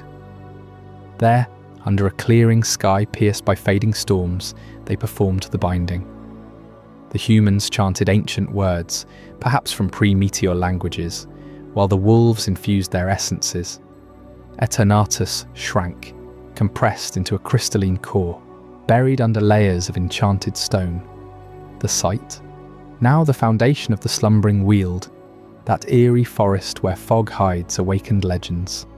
Post-sealing, reconstruction was methodical. The kings divided Galar into territories, each with an arena. Circaster's icy Colosseum cooled overheated energies. Hulbury's watery one dispersed floods from residual storms. Trade boomed as wishing stars became currency, ground into powders for potions that healed Dynamax scars. Society stratified. Arena masters became nobility, precursors to gym leaders.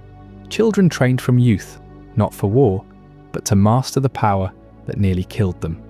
Yet cracks in the forgetting appeared.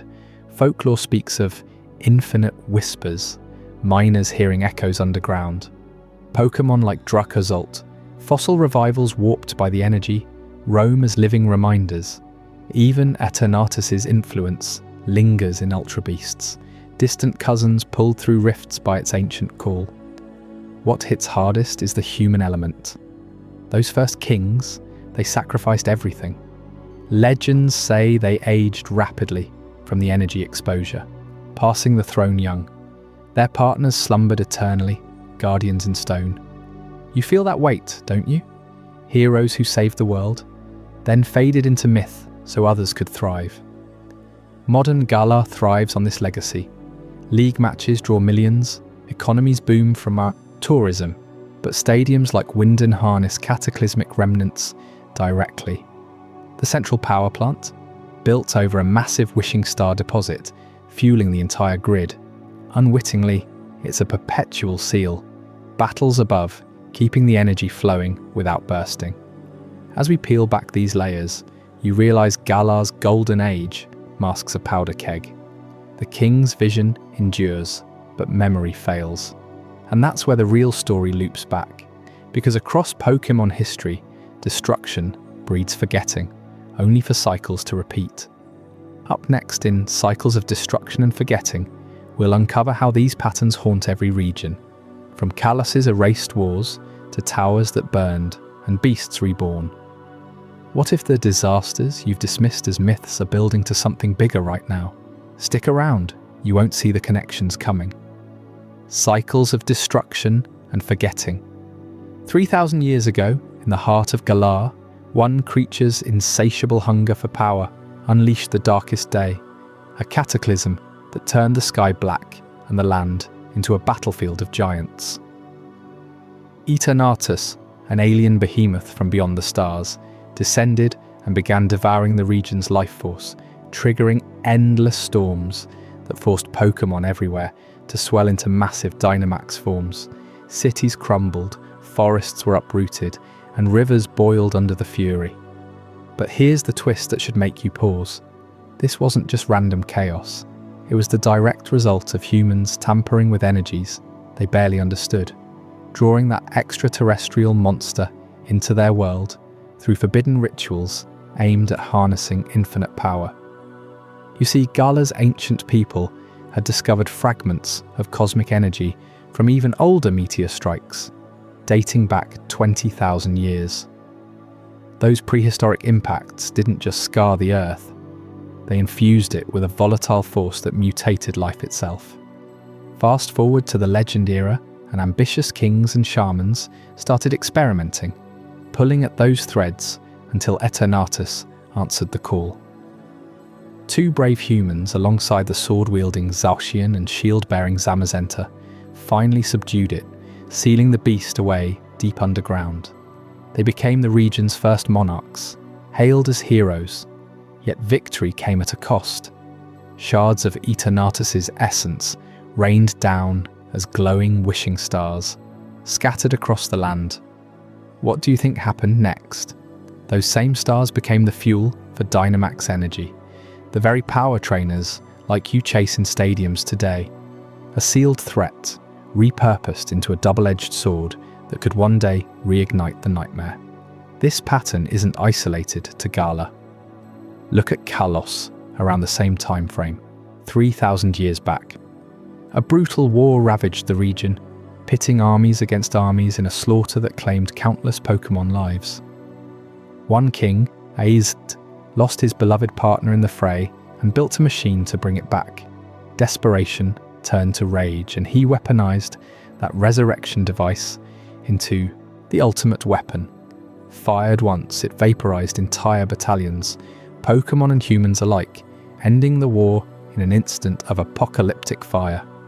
The devastation was total. Landscapes fused into crystalline wastelands, species vanished forever, and history itself was scrubbed clean. Azed wandered eternally after that, cursed by his own creation, while the world forgot the war's true horrors, reducing it to whispers and ruins. Misused power, sparked by grief and ambition, erased not just lives but the lessons meant to prevent repeats. Think about Ecruteak City in Johto. Centuries ago, the brass tower stood as a beacon of human-Pokémon harmony until lightning, some say divine judgment, struck it, igniting a blaze that burned for 3 unrelenting days. 3 holy Pokémon perished in the inferno, their spirits scattered. Ho-Oh, the Rainbow Phoenix, couldn't stand the loss and revived them as Raikou, Entei, and Suicune, the legendary beasts who roam to this day, embodying lightning, fire, and water in eternal pursuit. But why did the tower burn? Legends hint at hubris. Priests there channeling storm energies to rival the gods, inviting disaster. The ashes birthed new legends, yet the original tower's purpose faded into myth, knowledge buried under layers of folklore. Now connect these dots with me. In Paldea, ancient seismic upheavals form the Great Crater of Paldea, a gaping wound in the earth tied to primal forces clashing underground. Myths speak of gods of time like Dialga, space like Palkia, and matter like Giratina shaping reality itself, only for their energies to warp during cosmic battles, sealing away titans in stone, ice, and iron ages. These weren't natural events. They stemmed from early civilizations, poking at the fabric of existence, summoning disasters that reshaped continents. Ruins dot the world. Area Zero, the Distortion World, the Distortion World, silent testaments to powers too great to control. What unites them all? A vicious cycle. Humans and Pokémon, driven by the allure of godlike strength, misuse forbidden energies. Wars erupt, disasters follow, and in the rubble, truths are forgotten. Histories rewritten as fairy tales. Warnings dismissed as superstition. Sealed threats don't vanish. They linger. Their essence is repurposed, that Dynamax power you admire in battles, born from Eternatus's poison. Az's weapon, its core slumbers beneath Lumio City, humming with resurrection potential. The legendary beasts, ghosts of a fire lit by arrogance. Even trainer-era phenomena, like terrestrialization in Paldea, echo those ancient quakes, crystalline energies drawn from crater depths that could destabilize everything again.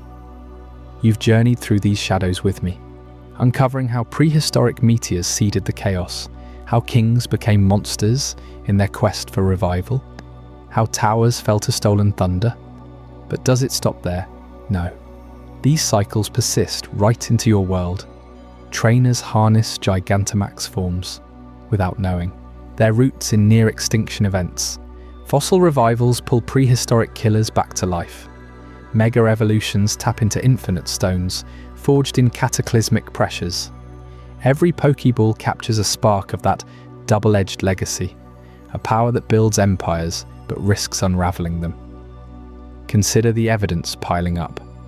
In Hisui, over 1,000 years ago, space-time rifts swallowed regions whole because humans wielded plates of creation recklessly, awakening Arceus's plates and nearly summoning the Almighty itself in wrath.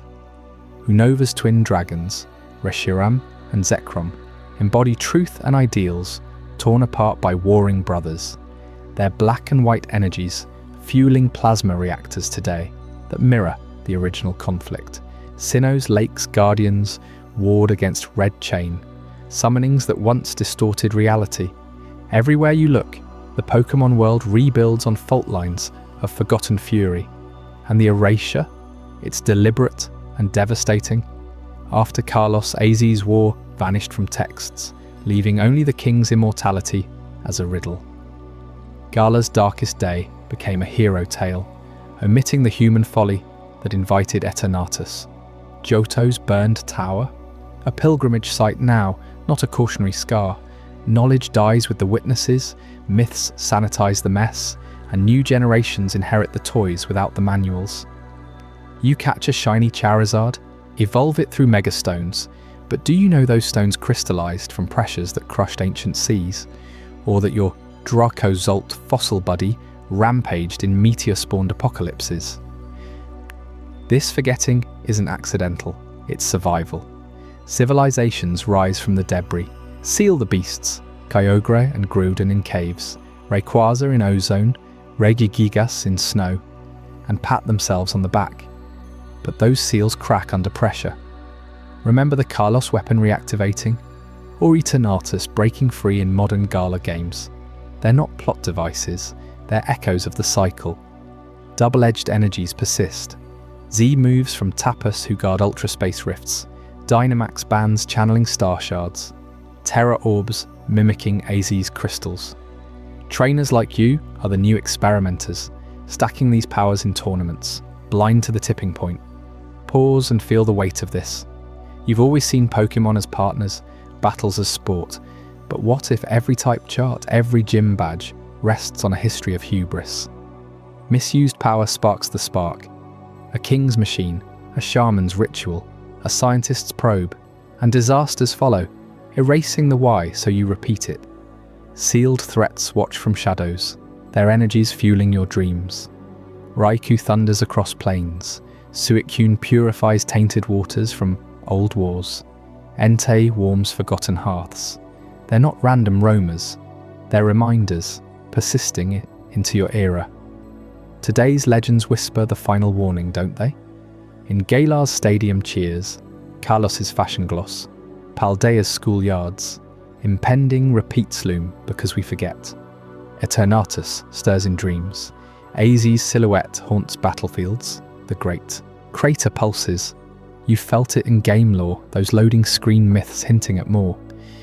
But here's where it lands for you. This dark history isn't ancient irrelevance, it's the blueprint of your adventures. Every raid, every shiny hunt dances on the edge of reigniting the cycle. So as we wrap these tales of ruin and rebirth, ask yourself, are you ready for the ultimate truth? The one that ties every war, every seal, every forgotten truth into what it means for trainers today. Stick around, because the conclusion will shatter everything you've battled for.